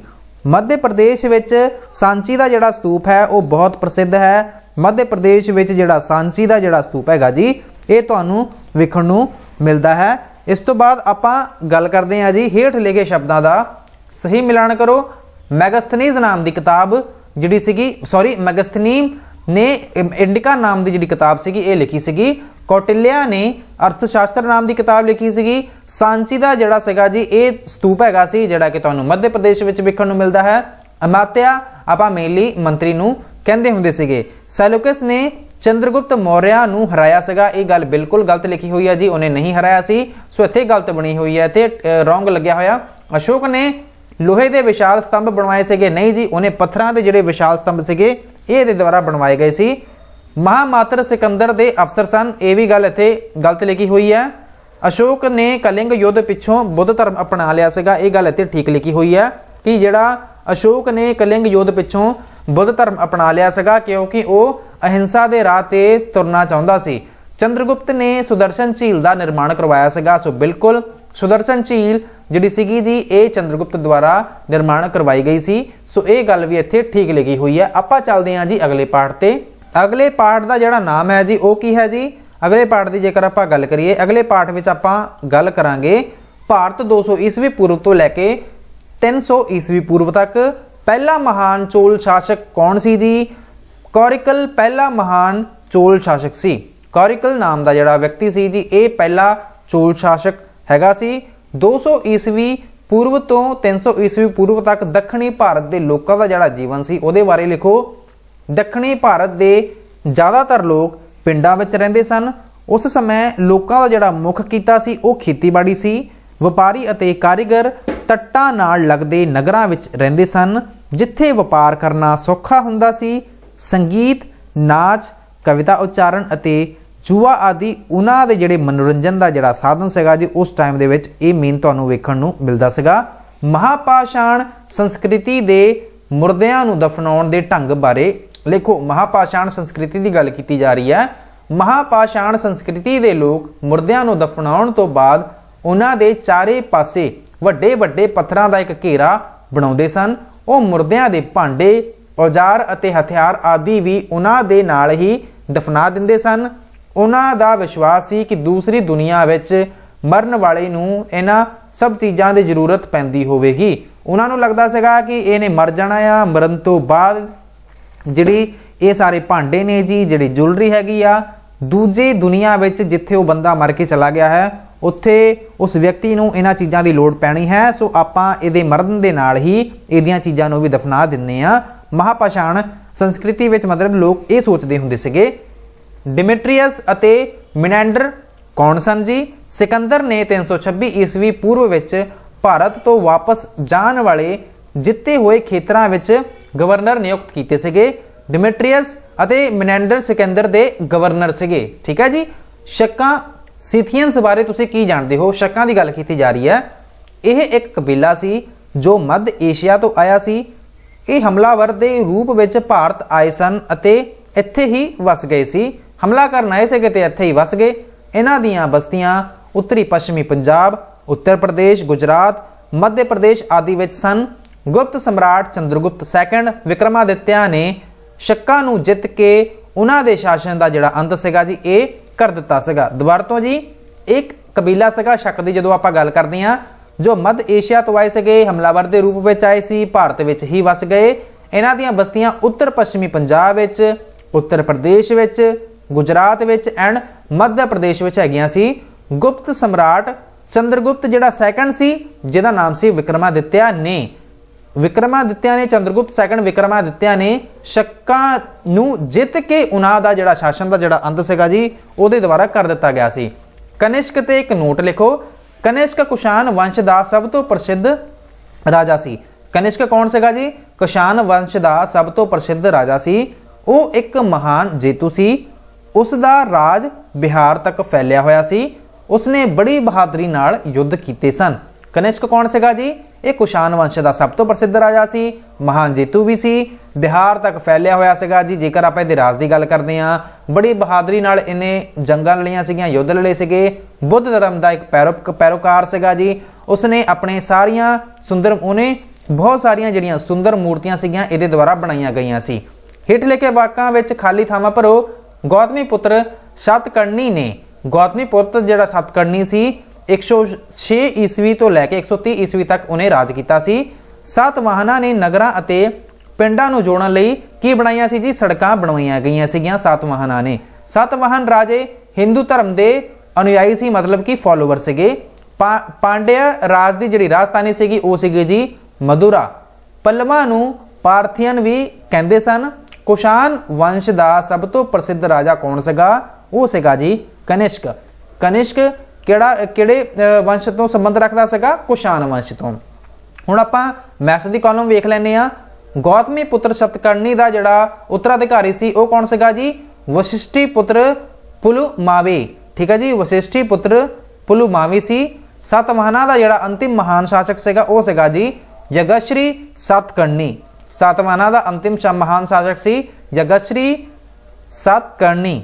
ਕਾਲੇ ਅਤੇ ਲਾਲ ਬਰਤਨ ਘੁਮਿਆਰਾਂ ਵਾਲਾ ਕੰਮ ਹੈ ਜੀ। ਦਾਤਰੀ ਅਤੇ ਕਹੀ ਔਜ਼ਾਰ ਹੈਗੇ ਆ। ਮਿਨੈਂਦਰ ਕੌਣ ਸੀਗਾ? ਹਿੰਦੀ ਯੂਨਾਨੀ ਹਮਲਾਵਰ ਸੀਗਾ ਜੀ। ਕੁਜ਼ੁਲ ਕੈਡਫਿਜਿਸ ਕੁਸ਼ਾਨ ਰਾਜਾ ਸੀ। ਪਾਂਚਾਓ ਇੱਕ ਚੀਨੀ ਸੈਨਾਪਤੀ ਸੀ। ਅਸ਼ਵ ਘੋਸ਼ ਇੱਕ ਬੋਧੀ ਵਿਦਵਾਨ ਸੀ। ਸਹੀ ਗਲਤ ਵੇਖ ਲੈਂਦੇ ਆ। ਸਹੀ ਗਲਤ ਵਿੱਚ ਵੇਖੋ, ਦੱਖਣ ਅਤੇ ਮੌਰਿਆ ਦੇ ਪ੍ਰਸਿੱਧ ਉੱਤਰਾਧਿਕਾਰੀ ਸਾਤਵਾਹਨ ਸਨ। ਗੱਲ ਠੀਕ ਲਿਖੀ ਹੋਈ ਹੈ। ਗੌਤਮੀ ਪੁੱਤਰ ਸਤਕਰਨੀ ਨੇ 106 ਈਸਵੀ ਤੋਂ ਲੈ ਕੇ 131 ਈਸਵੀ ਤੱਕ ਰਾਜ ਕੀਤਾ ਸੀ। ਜੋ ਤੁਸੀਂ ਵੇਖ ਸਕਦੇ ਹੋ, ਹੁਣੇ ਆਪਾਂ ਗੱਲ ਕੀਤੀ ਹੈ ਗੌਤਮੀ ਪੁੱਤਰ ਸਤਕਰਨੀ ਨੇ 106 ਈਸਵੀ ਤੋਂ ਲੈ ਕੇ 130 ਈਸਵੀ ਤੱਕ ਰਾਜ ਕੀਤਾ ਸੀ, ਨਾ ਕਿ 131 ਤੱਕ ਰਾਜ ਕੀਤਾ ਸੀ। ਸੋ ਇਹ ਗੱਲ ਇੱਥੇ ਗਲਤ ਲਿਖੀ ਹੋਈ ਹੈ। ਸੰਗੀਤ, ਨਾਚ, ਕਾਵ, ਉਚਾਰਨ ਅਤੇ ਜੂਆ ਮਨੋਰੰਜਨ ਦੀਆਂ ਪ੍ਰਸਿੱਧ ਕਿਸਮਾਂ ਸਨ। ਇਹ ਗੱਲ ਠੀਕ ਲਿਖੀ ਹੈ। ਸ਼ੱਕਾਂ ਨੂੰ ਚੰਦਰਗੁਪਤ ਵਿਕਰਮਾਦਿੱਤਿਆ ਨੇ ਨਹੀਂ ਹਰਾਇਆ ਸੀ। ਸੋ ਇਹ ਗੱਲ ਬਿਲਕੁਲ ਠੀਕ ਲਿਖੀ ਹੋਈ ਹੈ ਜੀ। ਸ਼ੱਕਾਂ ਨੂੰ ਹਰਾਉਣ ਵਾਲੇ ਗੁਪਤ ਵੰਸ਼ ਤੋਂ ਸੰਬੰਧ ਰੱਖਦੇ ਸੀਗੇ, ਜਿਹੜੇ ਕਿ ਚੰਦਰਗੁਪਤ ਸੈਕੰਡ ਦੇ ਕਹਿ ਸਕਦੇ ਹਾਂ ਵਿਕਰਮਾਦਿੱਤਿਆ ਨੇ ਕੀ ਹਰਾਇਆ ਸੀਗਾ ਜੀ? ਹਰਾਇਆ ਸੀ ਭਾਵ ਇੱਥੇ ਨਹੀਂ ਲਾਇਆ ਹੋਇਆ। ਸੋ ਸ਼ੱਕਾਂ ਨੂੰ ਚੰਦਰਗੁਪਤ ਵਿਕਰਮਾਦਿੱਤਿਆ ਨੇ ਨਹੀਂ ਹਰਾਇਆ ਸੀ, ਨਹੀਂ ਮਤਲਬ ਕਿ ਹਰਾਇਆ ਸੀਗਾ। शक्कां नूं चंद्रगुप्त विक्रमादित्य ने, चंद्रगुप्त विक्रमादित्य सैकंड ने, इन्हां ने ही हराया सी। सो इत्थे गलत लिखी हुई है, मतलब कि यह नहीं लाउण दे नाल यह गल ठीक है जी, गलत है, यह हराया सी।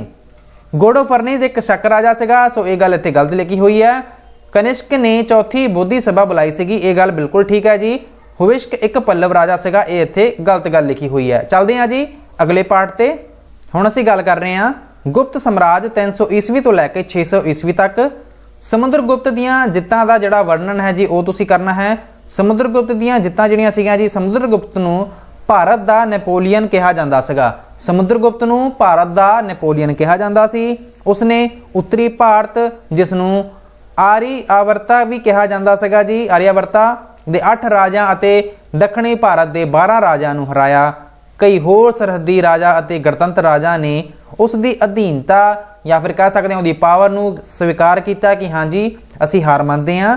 कुछ विदेशी ताकतां जिवें कि पश्चिमी भारत दे शक, गंधार दे कुशाण अते श्रीलंका ने भी उस नाल संधियां करके उस दी अधीनता स्वीकार की सी। जेकर आपां गल करदे हां समुद्रगुप्त दी। चंद्रगुप्त विक्रमादित्य बारे तुसीं की जाणदे हो? चंद्रगुप्त विक्रमादित्य समुद्रगुप्त दा पुत्र सी। उसनूं चंद्रगुप्त दूजा भी कहा जाता सी। उसने बहुत सारियां जित्तां दर्ज कीतियां। उसदी सब तो महत्वपूर्ण जित पश्चिमी भारत दे शक्कां उत्ते सी। उसने वड्डी मात्रा विच सोने अते चांदी दे सिक्के चलाए सन अते समाज दा कल्याण कीता। चंद्रगुप्त भगवान विष्णु दा भगत सी, परंतु सारे धर्मां दा आदर भी करदा सीगा। उसने विक्रमादित्य की उपाधि धारण की, जिसका अर्थ की है जी वीरता दा सूरज। विक्रमादित्य का की मतलब है जी वीरता दा सूरज। कालीदास बारे एक नोट लिखना है जी। संस्कृत के प्रसिद्ध कवि कालीदास ने बहुत सारे नाटक अते कवितावां लिखियां। कालीदास चंद्रगुप्त दूजे के बराबर विच 9 रत्नां विच एक कवि सी। उसदियां रचनावां शकुंतला अते काव्य मेघदूत आदि सारे संसार विच प्रसिद्ध हैं। जेकर आपां गल करदे हां कालीदास दी, ये गल याद कर लिओ उहदियां किहड़ियां रचनावां हैगियां ने जी, शकुंतला अते काव्य मेघदूत इहदियां मेन रचनावां ने। कालीदास किहड़ा कवि सगा जी? यह एक संस्कृत के प्रसिद्ध कवि है जी कालीदास। संस्कृत के है जी कालीदास। एंड कालीदास चंद्रगुप्त दूजे की गल की जा रही है। दरबार विच 9 रत्नां विचों एक कवि है सी कालीदास की। आपां जदों गल करदे हां गुप्त काल के आर्थिक जीवन बारे तुसीं की जानते हो? उस समय रोजाना जीवन दीयां वस्तुआं बहुत सस्तियां सन, टैक्स बहुत घट हुंदे सन, जिस करके ही ये मन्निया जाता ना कि उस टाइम के जिहड़े लोग हुंदे सीगे बड़े खुश रहिंदे सीगे। ते कह सकते हैं उदों चोरियां नहीं हुंदियां सीगियां, उदों जिहड़े घर हुंदे सीगे लोग खुले छड्ड के पैंदे सी। सो उस टाइम दे विच वस्तुआं जिहड़ियां हुंदियां सी बहुत सस्तियां सीगियां, टैक्स बिल्कुल घट सीगे। उस समय लोगों का जिहड़ा मुख किता सी वो की सी? खेतीबाड़ी करके लोग गुजारा करते सी। उस समय दूसरे देशों नाल व्यापार भी किया जाता सी। गुप्त काल नूं भारत दा सुनहरी युग क्यों कहते हैं? क्यों कहा जाता है? गुप्त काल विच शासन प्रबंध बहुत वधिया सीगा, एडमिनिस्ट्रेशन बहुत वधिया सी। राजा प्रजा की भलाई लई काम करदा सी। लोग खुशहाल सी अते ईमानदार सन। कोई अपराध या चोरी वगैरह बिल्कुल भी नहीं हुंदी सीगी। उस टाइम की आपां गल कर रहे हैं। गुप्त काल विच तकनीक अते विज्ञान का बहुत विकास होया। आर्यभट्ट उस काल का प्रसिद्ध विज्ञानी भी हैगा सी। सारे धर्मां का जिहड़ा सत्कार हैगा जी वो भी किया जाता सीगा गुप्त काल विच। हुण आपां वेखदे हां जी खाली थावां नूं। समुद्रगुप्त एक महान योद्धा अते शासक सीगा, ये बिल्कुल ठीक है जी। समुद्रगुप्त एक महान योद्धा अते शासक सी। चंद्रगुप्त दूजे ने बहुत वड्डी मात्रा विच सोने चांदी अते तांबे दे सिक्के जारी कीते सी। गुप्त साम्राज कई सूबियां विच वंडिया होया सी, जिन्हां नूं आपां भुक्ति कहंदे सन। जिलिਆਂ नूं विषय भी कहंदे सीगे। कालीदास द्वारा लिखिया नाटक शकुंतला अते मेघदूत बहुत प्रसिद्ध है। शकुंतला अते मेघदूत जिहड़ा कि कालीदास द्वारा लिखिया गया सीगा ये बहुत प्रसिद्ध है जी। मिलान करो वेख लो जी। आर्यावर्त की सी? उत्तरी भारत का नाम आपां आर्यभट्ट कहने आ जी। मदरक पंजाब नूं कहा जाता सीगा।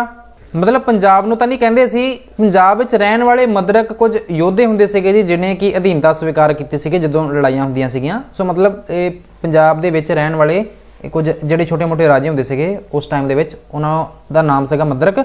अगे वेखो जी लौह स्तंभ तुहानूं दिल्ली विच वेखण नूं मिलदा है। कुमार मात्या एक अफसर हुंदा सी। महाराजा गुप्त गुप्त वंश का पहला राजा सीगा, ये गल ठीक है जी। विक्रमादित्य समुद्रगुप्त की उपाधि सीगी, बिल्कुल गलत। योधे दक्षिणी भारत के राज करते सीगे, ये भी गलत है जी। फाहियान यूनानी लेखक सीगा, बिल्कुल नहीं जी। गुप्त राजियां ने सोने के सिक्के जारी किए सीगे, ये गल ठीक है जी। आर्यभट्ट एक प्रसिद्ध विज्ञानी सी, ये गल भी ठीक है। चलते हैं जी अगले पार्ट से। हर्षवर्धन काल 600 ईस्वी तो लैके 650 ईस्वी तक। ह्यून सांग बारे तुसी की जानते हो? ह्यून सांग एक प्रसिद्ध चीनी यात्री सी। ह्यून सांग एक प्रसिद्ध चीनी यात्री सीगा। वो हर्षवर्धन के समय भारत आया सी ते उसने उसदे दरबार विच शाही मेहमान बन के रहा। वो चीन तो बुद्ध धर्म के धार्मिक स्थानों की यात्रा करन भारत आया सी। उसने CU की नाम की पुस्तक लिखी सीगी। हर्षवर्धन बारे एक नोट लिखो। हर्षवर्धन पुष्यभूति वंश का एक महान राजा सीगा। किहड़े वंश का जी? पुष्यभूति वंश का। उस 606 ईस्वी विच राजगद्दी ते बैठिया। वो एक महान जेतू होने के नाल एक महान विद्वान ਅਤੇ लेखक सी। वो शैव धर्म नूं ਮੰਨਦਾ सी, परंतु बाकी धर्मां दा भी आदर करदा सी। उसने ह्यून सांग की प्रधानगी विच कनौज विच बौद्ध सभा भी की सीगी। ह्यून सांग की प्रधानगी विच कनौज विच बौद्ध सभा की सी। हर्षवर्धन काल के समाज बारे तुसी की जानते हो? हर्षवर्धन काल विच लोग शांति और सादगी का जीवन बतीत करते सन। वो मुख्य तौर पर शाकाहारी सन। समाज विच जाति प्रथा उस टाइम दे विच बहुत कठोर सी। हर्षवर्धन के राज प्रबंध बारे लिखो। राजा राज प्रबंधा मुखी हुंदा सी। उसकी सहायता करने लई कई मंत्री हुंदे सन। साम्राज प्रांतां, ਜ਼ਿਲ੍ਹਿਆਂ ਅਤੇ ਪਿੰਡਾਂ ਵਿੱਚ ਵੰਡਿਆ ਹੋਇਆ ਸੀ। ਲੋਕਾਂ ਤੇ ਟੈਕਸ ਬਹੁਤ ਘੱਟ ਲਗਾਏ ਜਾਂਦੇ ਸਨ। ਹੇਠ ਲਿਖੇ ਵਾਕਾਂ ਵਿੱਚ ਖਾਲੀ ਥਾਵਾਂ ਭਰੋ। हर्षवर्धन ने कन्नौज ਨੂੰ अपनी राजधानी बनाया ਸੀਗਾ, बिल्कुल ठीक है जी। हर्षवर्धन ने किनू राजधानी बनाया सी? कन्नौज ਨੂੰ। प्रसिद्ध चीनी यात्री ह्यून सांग हर्षवर्धन के समय भारत आया ਸੀਗਾ। हर्षवर्धन दीयां सफलतावां ਦਾ वर्णन उसके दरबारी कवि बाणभट्ट ने हर्षचरित नाम की पुस्तक विच कीता है कि हर्षवर्धन ने ना ਉਹਦਾ एक राज कवि हुंदा ਸੀਗਾ, ਉਹਦੀਆਂ सफलतावां ਦਾ वर्णन बाणभट्ट द्वारा किया गया है, क्योंकि बाणभट्ट ਇਹਦਾ राज कवि हुंदा सी। एंड ਉਹਨੇ ਜਿਹੜੀ किताब विच ਇਹਦੀ प्रशंसा की है, सफलतावां की गल की है हर्षवर्धन दीयां, ਉਹਦਾ नाम हैगा सी जी हर्षचरित। हर्षवर्धन किहड़े धर्म ਨੂੰ ਮੰਨਦਾ ਸੀਗਾ? शैव धर्म ਨੂੰ ਮੰਨਦਾ ਸੀਗਾ। हर्षवर्धन ने लगभग 200 ਪਿੰਡਾਂ ਦੀ ਜਿਹੜੀ ਆਮਦਨ ਸੀਗੀ ਉਹ ਨਾਲੰਦਾ ਵਿਸ਼ਵ ਵਿਦਿਆਲਿਆ ਨੂੰ ਦਾਨ ਕੀਤੀ ਸੀਗੀ। हर्षवर्धन ने 200 ਪਿੰਡਾਂ ਦੀ ਆਮਦਨ ਨਾਲੰਦਾ ਵਿਸ਼ਵ ਵਿਦਿਆਲਿਆ ਨੂੰ ਦਾਨ ਕੀਤੀ ਸੀਗੀ। ਪੁਸ਼ਯਭੂਤੀ ਜਿਹੜਾ ਪੁਸ਼ਯਭੂਤੀ ਵੰਸ਼ ਸੀਗਾ ਜੀ, ਇਹ ਮੇਨਲੀ ਕੁਰੂਕਸ਼ੇਤਰ ਵਾਲੇ ਰਾਜ ਵਿੱਚ ਰਾਜ ਕਰਦਾ ਹੁੰਦਾ ਸੀ। ਹਿਊਨ सांग ਇੱਕ ਚੀਨੀ ਯਾਤਰੀ ਸੀ। ਬਾਣਭੱਟ ਇਹ ਲੇਖਕ ਸੀਗਾ ਜੀ ਹਰਸ਼ਵਰਧਨ ਦਾ। ਐਂਡ ਇਹਨੇ ਹਰਸ਼ਚਰਿਤਰ ਲਿਖੀ ਸੀਗੀ। ਦੂਤ ਸੰਦੇਸ਼ ਲਿਜਾਣ ਵਾਲਾ ਆਪਾਂ ਉਹਨੂੰ ਕਹਿੰਦੇ ਸੀਗੇ ਦੂਤ। ਹਰਸ਼ਵਰਧਨ 606 ਈਸਵੀ ਵਿੱਚ ਰਾਜਗੱਦੀ ਤੇ ਬੈਠਾ ਸੀਗਾ ਜੀ, ਬਿਲਕੁਲ ਠੀਕ। ਪੁਲਕੇਸ਼ਨ ਦੂਜਾ ਬਿਹਾਰ ਦਾ ਰਾਜਾ ਸੀ, ਗਲਤ ਗੱਲ ਹੈ ਜੀ, ਇਹ ਗਲਤ ਲਿਖੀ ਹੋਈ ਹੈ। ਲੋਕ ਪ੍ਰਜਾ ਰਾਜੇ ਨੂੰ कोई कर नहीं दिंदे सीगे जी, ये भी गल गलत लिखी है। ज़्यादातर लोग शाकाहारी सन, ये गल ठीक है जी। राजवर्धन हर्षवर्धन का पिता सी, ये भी इत्थे गलत लिखी हुई है। चलते हैं जी अगले पार्ट ते। चालुक्य अते पल्लव। दक्षिणी भारत के चालुक्य बारे तुसी की जानते हो? दक्षिणी भारत के जिहड़े चालुक्य सीगे, चालुक्य ने दक्षिणी भारत विच सातवाहन शासकों के पतन तो बाद राज किया। 6वीं सदी विच दक्षिण विच शक्ति चालुक्य वंश के हथ विच आ गई सी। पुलकेशिन पहला, कीर्तिवर्मन अते पुलकेशिन दूजा, इस वंश के मुख्य जिहड़े राजे सीगे, यही तुहानूं राजे वेखण नूं मिलदे आ जी। हुण आपां गल करदे हां चालुक्य मंदिरां बारे। एक नोट लिखो। चालुक्य ने मुख्य तौर ते ब्रह्मा, विष्णु अते शिव की पूजा लई मंदिर बनाए सन। इन्हां ने ऐहोल, वतापी अते पटदक्कल विच कई प्रसिद्ध मंदिर बनवाए। विरूपाक्ष अते पंपनाथ के मंदिर बहुत प्रसिद्ध हैं। इस वंश के मंदिरों दीयां दीवारां ते रामायण के दृश्यों को बड़े सुंदर ढंग नाल विखाया हैगा जी इन्हां ने। चालुक्य शासकों ने जैन धर्म के सरप्रस्ती दित्ती अते कई जैन मुनियां नूं दान भी दिता सीगा। जदों आपां गल करदे हां चालुक्यां दी कंट्रीब्यूशन बारे। एंड आपां गल करदे हां पल्लवां दे बारे। तुसीं की जानते हो? पल्लवां ने तमिलनाडु अते आंध्र प्रदेश के कई हिस्सों पर राज किया। इन्हां दी राजधानी कांचीपुरम सी। ਮਹਿੰਦਰ ਵਰਮਨ ਪਹਿਲਾ ਅਤੇ ਨਰਸਿੰਘਨ ਵਰਮਨ ਪਹਿਲਾ ਇਸ ਵੰਸ਼ ਦੇ ਪ੍ਰਸਿੱਧ ਸ਼ਾਸਕ ਸਨ। 9ਵੀਂ ਸਦੀ ਵਿੱਚ ਚੋਲ ਰਾਜਿਆਂ ਨੇ ਪੱਲਵਾਂ ਨੂੰ ਹਰਾ ਕੇ ਇਸ ਵੰਸ਼ ਦਾ ਜਿਹੜਾ ਅੰਤ ਸੀਗਾ ਇਹਨਾਂ ਦੁਆਰਾ ਕਰ ਦਿੱਤਾ ਗਿਆ ਸੀ। ਪੱਲਵਾਂ ਦੀ ਕਲਾ ਅਤੇ ਭਵਨ ਨਿਰਮਾਣ ਬਾਰੇ ਤੁਸੀਂ ਕੀ ਜਾਣਦੇ ਹੋ? ਪੱਲਵ ਰਾਜੇ ਮੂਰਤੀ ਕਲਾ ਅਤੇ ਭਵਨ ਨਿਰਮਾਣ ਕਲਾ ਦੇ ਪ੍ਰੇਮੀ ਅਤੇ ਸਰਪ੍ਰਸਤ ਸਨ। ਪੱਲਵਾਂ ਨੇ ਅਨੇਕਾਂ ਮੰਦਰਾਂ ਦਾ ਨਿਰਮਾਣ ਕਰਵਾਇਆ। ਇਹਨਾਂ ਨੇ ਮਹਾਬਲੀਪੁਰਮ ਵਿੱਚ ਸਮੁੰਦਰ ਦੇ ਕੰਢੇ ਕਈ ਗੁਫਾ ਮੰਦਰਾਂ ਦਾ ਨਿਰਮਾਣ ਕਰਵਾਇਆ। ਇਹਨਾਂ ਨੇ ਇੱਥੇ ਰੱਥ ਮੰਦਿਰ ਵੀ ਬਣਵਾਏ। ਇਹਨਾਂ ਮੰਦਰਾਂ ਦਾ ਨਾਮ ਮਹਾਭਾਰਤ ਦੇ ਪਾਂਡਵਾਂ ਦੇ ਨਾਮ ਤੇ ਰੱਖਿਆ ਗਿਆ। ਇਹਨਾਂ ਨੇ ਆਪਣੀ ਰਾਜਧਾਨੀ ਕਾਂਚੀ ਵਿੱਚ ਕੈਲਾਸ਼ਨਾਥ ਨਾਮ ਇੱਕ ਪ੍ਰਸਿੱਧ ਮੰਦਿਰ ਵੀ ਬਣਵਾਇਆ। ਇਹਨਾਂ ਮੰਦਰਾਂ ਵਿੱਚ ਪੂਜਾ ਪਾਠ ਦੇ ਨਾਲ ਨਾਲ ਸਿੱਖਿਆ ਵੀ ਦਿੱਤੀ ਜਾਂਦੀ ਸੀਗੀ। ਠੀਕ ਹੈ ਜੀ, ਖਾਲੀ ਥਾਵਾਂ ਭਰੋ। ਚਾਲੁਕਿਆ ਵੰਸ਼ ਦੇ ਪੁਲਕੇਸ਼ਿਨ ਦੂਜਾ ਅਤੇ ਕੀਰਤੀਵਰਮਨ ਪ੍ਰਸਿੱਧ ਰਾਜੇ ਸਨ। ਚਾਲੁਕਿਆ ਵੰਸ਼ ਦੇ ਪੁਲਕੇਸ਼ਿਨ ਦੂਜਾ ਅਤੇ ਕੀਰਤੀਵਰਮਨ ਬਹੁਤ ਹੀ ਪ੍ਰਸਿੱਧ ਰਾਜੇ ਸਨ। ਚਾਲੁਕਿਆ ਰਾਜੇ ਜੈਨ ਧਰਮ ਦੇ ਮਹਾਨ ਸਰਪ੍ਰਸਤ ਸਨ। ਸਿੰਘਵਰਮਨ ਨੇ ਪੱਲਵ ਵੰਸ਼ ਦੀ ਨੀਂਹ ਰੱਖੀ ਸੀਗੀ। ਫਾਊਂਡੇਸ਼ਨ ਪੱਲਵ ਵੰਸ਼ ਦੀ ਕਿਹਨੇ ਰੱਖੀ ਸੀ? ਸਿੰਘਵਰਮਨ ਨੇ। ਪੱਲਵਾਂ ਦੀ ਰਾਜਧਾਨੀ ਤਾਮਿਲਨਾਡੂ ਵਿੱਚ ਚੇਨਈ ਦੇ ਕੋਲ ਕਾਂਚੀਪੁਰਮ ਸੀ। ਪੱਲਵ ਡੈਸ਼ ਅਤੇ ਡੈਸ਼ ਕਲਾ ਦੇ ਪ੍ਰੇਮੀ ਅਤੇ ਸਰਪ੍ਰਸਤ ਸਨ। ਪੱਲਵ ਮੂਰਤੀ ਕਲਾ ਅਤੇ ਭਵਨ ਨਿਰਮਾਣ ਕਲਾ ਦੇ ਪ੍ਰੇਮੀ ਅਤੇ ਸਰਪ੍ਰਸਤ ਸਨ। ਪੱਲਵ ਰਾਜੇ ਮੁੱਖ ਤੌਰ ਤੇ ਜੈਨ ਅਤੇ ਸ਼ੈਵ ਧਰਮ ਨੂੰ ਮੰਨਦੇ ਸੀ। ਈਰਾਨੀ ਰਾਜਦੂਤ ਕੀ ਕੌਣ ਸੀਗਾ ਜੀ? ਪੁਲਕੇਸ਼ਿਨ ਦੂਜਾ ਸੀ। ਮਤਲਬ ਕਿ ਇਹਨਾਂ ਦੇ ਟਾਈਮ ਵਿੱਚ ਆਇਆ ਸੀਗਾ ਈਰਾਨੀ ਰਾਜਦੂਤ ਪੁਲਕੇਸ਼ਿਨ ਦੂਜਾ। ਵਿਰੂਪਾਕਸ਼ ਚਾਲੁਕਿਆ ਮੰਦਿਰ। ਮਹਾਬਲੀਪੁਰਮ ਕੀ ਹੈਗਾ ਜੀ? ਇੱਕ ਰੱਥ ਮੰਦਿਰ ਹੈ। ਮਹਿੰਦਰ ਵਰਮਨ ਇੱਕ ਪੱਲਵ ਰਾਜਾ ਸੀ। ਪੁਲਕੇਸ਼ਿਨ ਦੂਜੇ ਦਾ ਹਰਸ਼ਵਰਧਨ ਨਾਲ ਯੁੱਧ ਹੋਇਆ। ਪੁਲਕੇਸ਼ਿਨ ਦੂਜੇ ਦਾ ਹਰਸ਼ਵਰਧਨ ਨਾਲ ਯੁੱਧ ਹੋਇਆ। ਬਿਲਕੁਲ ਠੀਕ ਜੀ। ਐਹੋਲ ਅਤੇ ਪਟਦਕਲ ਸਮੁੰਦਰ ਤੱਟ ਲਈ ਸਮੁੰਦਰ ਮਸ਼ਹੂਰ ਹੈ। ਗਲਤ ਲਿਖਿਆ ਹੋਇਆ ਜੀ। ਕਾਂਚੀਪੁਰਮ ਚਾਲੁਕਿਆ ਦੀ ਰਾਜਧਾਨੀ ਸੀਗੀ, ਇਹ ਵੀ ਗਲਤ ਹੈ ਜੀ। ਕੈਲਾਸ਼ਨਾਥ ਮੰਦਿਰ ਪੱਲਵਾਂ ਨੇ ਬਣਵਾਇਆ ਸੀਗਾ, ਇਹ ਗੱਲ ਤੇ ਠੀਕ ਲਿਖੀ ਹੋਈ ਹੈ। ਇਸ ਦੇ ਨਾਲ ਹੀ ਆਪਾਂ ਚੱਲਦੇ ਹਾਂ ਜੀ ਅਗਲੇ ਪਾਠ ਤੇ। ਭਾਰਤ ਅਤੇ ਸੰਸਾਰ ਰੇਸ਼ਮੀ ਮਾਰਗ ਤੋਂ ਕੀ ਭਾਵ ਹੈ? ਚੀਨ ਨੂੰ ਯੂਰਪ ਨਾਲ ਜੋੜਨ ਵਾਲੇ ਮਾਰਗ ਨੂੰ ਰੇਸ਼ਮੀ ਮਾਰਗ ਕਿਹਾ ਜਾਂਦਾ ਹੈ। ਪੁਰਾਣੇ ਸਮੇਂ ਵਿੱਚ ਇਸ ਰਸਤੇ ਦੁਆਰਾ ਸਭ ਤੋਂ ਵੱਧ ਰੇਸ਼ਮ ਦਾ ਵਪਾਰ ਹੁੰਦਾ ਸੀ। ਇਹਨੂੰ ਹੀ ਆਪਾਂ ਰੇਸ਼ਮੀ ਮਾਰਗ ਕਹਿੰਦੇ ਆ। ਸਾਤਵਾਹਨ ਕਾਲ ਦੀਆਂ ਕੁਝ ਮਹੱਤਵਪੂਰਨ ਬੰਦਰਗਾਹਾਂ ਦੇ ਨਾਮ ਲਿਖੋ। ਸਾਤਵਾਹਨ ਕਾਲ ਵਿੱਚ ਕਾਵੇਰੀ ਪਟਨਮ, ਮਹਾਬਲੀਪੁਰਮ, ਪੁਹਾਰ, ਕੋਰਕਈ, ਸ਼ੂਰ ਪਾਰਕ, ਇਹ ਕੁਝ ਮਹੱਤਵਪੂਰਨ ਬੰਦਰਗਾਹ ਹੈਗੇ ਸੀ। ਭਾਰਤ ਦੇ ਈਰਾਨ ਨਾਲ ਸੰਬੰਧ ਕਿਵੇਂ ਸਥਾਪਿਤ ਹੋਏ? 600 ਈਸਵੀ ਪੂਰਵ ਵਿੱਚ ਈਰਾਨ ਦੇ ਐਚੇਮੇਨਿਡ ਵੰਸ਼ ਦੇ ਸ਼ਾਸਕਾਂ ਨੇ ਭਾਰਤ ਦੇ ਉੱਤਰੀ ਪੱਛਮੀ ਭਾਗਾਂ ਤੇ ਕਬਜ਼ਾ ਕਰ ਲਿਆ। ਇਸ ਨਾਲ ਭਾਰਤ ਦੇ ਈਰਾਨ ਨਾਲ ਜਿਹੜੇ ਸੰਬੰਧ ਸੀ ਉਹ ਸਥਾਪਿਤ ਹੋਏ। ਭਾਰਤ ਤੋਂ ਰੋਮ ਨੂੰ ਕੀ ਨਿਰਯਾਤ ਮਤਲਬ ਭੇਜਿਆ ਜਾਂਦਾ ਸੀਗਾ? ਜਦੋਂ ਆਪਾਂ ਗੱਲ ਕਰਦੇ ਹਾਂ ਮਸਾਲੇ, ਕੀਮਤੀ ਹੀਰੇ, ਵਧੀਆ ਕੱਪੜਾ, ਇਤਰ, ਹਾਥੀ ਦੰਦ ਦਾ ਸਮਾਨ, ਲੋਹਾ, ਰੰਗ, ਚਾਵਲ, ਤੋਤੇ ਅਤੇ ਮੋਰ ਵਰਗੇ ਪੰਛੀ ਆਦਿ ਸਮਾਨ ਭਾਰਤ ਤੋਂ ਰੋਮ ਨੂੰ ਨਿਰਯਾਤ ਕੀਤਾ ਜਾਂਦਾ ਸੀ। ਹੁਣ ਅਸੀਂ ਗੱਲ ਕਰਦੇ ਹਾਂ ਕਿ ਇਹਦੀ ਯੂਰਪ ਤੋਂ ਕਿਹੜੀਆਂ ਵਸਤਾਂ ਆਯਾਤ ਜਾਂ ਫਿਰ ਮੰਗਵਾਈਆਂ ਜਾਂਦੀਆਂ ਸਨ? ਸੋਨੇ ਅਤੇ ਚਾਂਦੀ ਦੇ ਸਿੱਕੇ, ਧਾਤਾਂ, ਸ਼ਰਾਬ ਅਤੇ ਸ਼ੀਸ਼ੇ ਤੋਂ ਬਣੀਆਂ ਵਸਤਾਂ ਮੰਗਵਾਈਆਂ ਜਾਂਦੀਆਂ ਸੀਗੀਆਂ ਯੂਰਪ ਤੋਂ। ਠੀਕ ਹੈ ਜੀ। ਅੱਗੇ ਵੇਖੋ 600 ਈਸਵੀ ਪੂਰਵ ਤੱਕ ਈਰਾਨ ਦੇ ਐਚੇਮੇਨਿਡ ਵੰਸ਼ ਦੇ ਸ਼ਾਸਕਾਂ ਨੇ ਭਾਰਤ ਦੇ ਉੱਤਰੀ ਪੱਛਮੀ ਭਾਗਾਂ ਤੇ ਕਬਜ਼ਾ ਕਰ ਲਿਆ ਸੀ।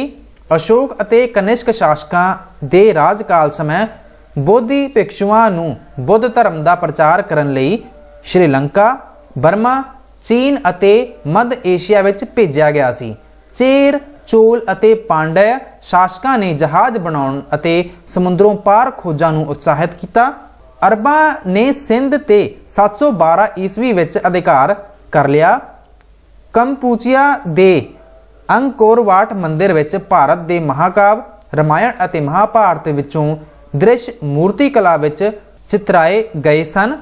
ਅੱਗੇ ਵੇਖ ਲੈਂਦੇ ਆ ਜੀ, ਮਿਲਾਨ ਕਰੋ। ਸੋਨੇ ਦੇ ਸਿੱਕੇ ਰੋਮ, ਬੰਦਰਗਾਹ ਸ਼ੂਰ ਪਾਰਕ ਚੀਨ, ਮੇਨਲੀ ਰੇਸ਼ਮ ਮਾਰਗ, ਰੇਸ਼ਮੀ ਮਾਰਗ, ਥਲ ਮਾਰਗ, ਚੀਨ ਰੇਸ਼ਮ, ਰੇਸ਼ਮੀ ਮਾਰਗ, ਥਲ ਮਾਰਗ।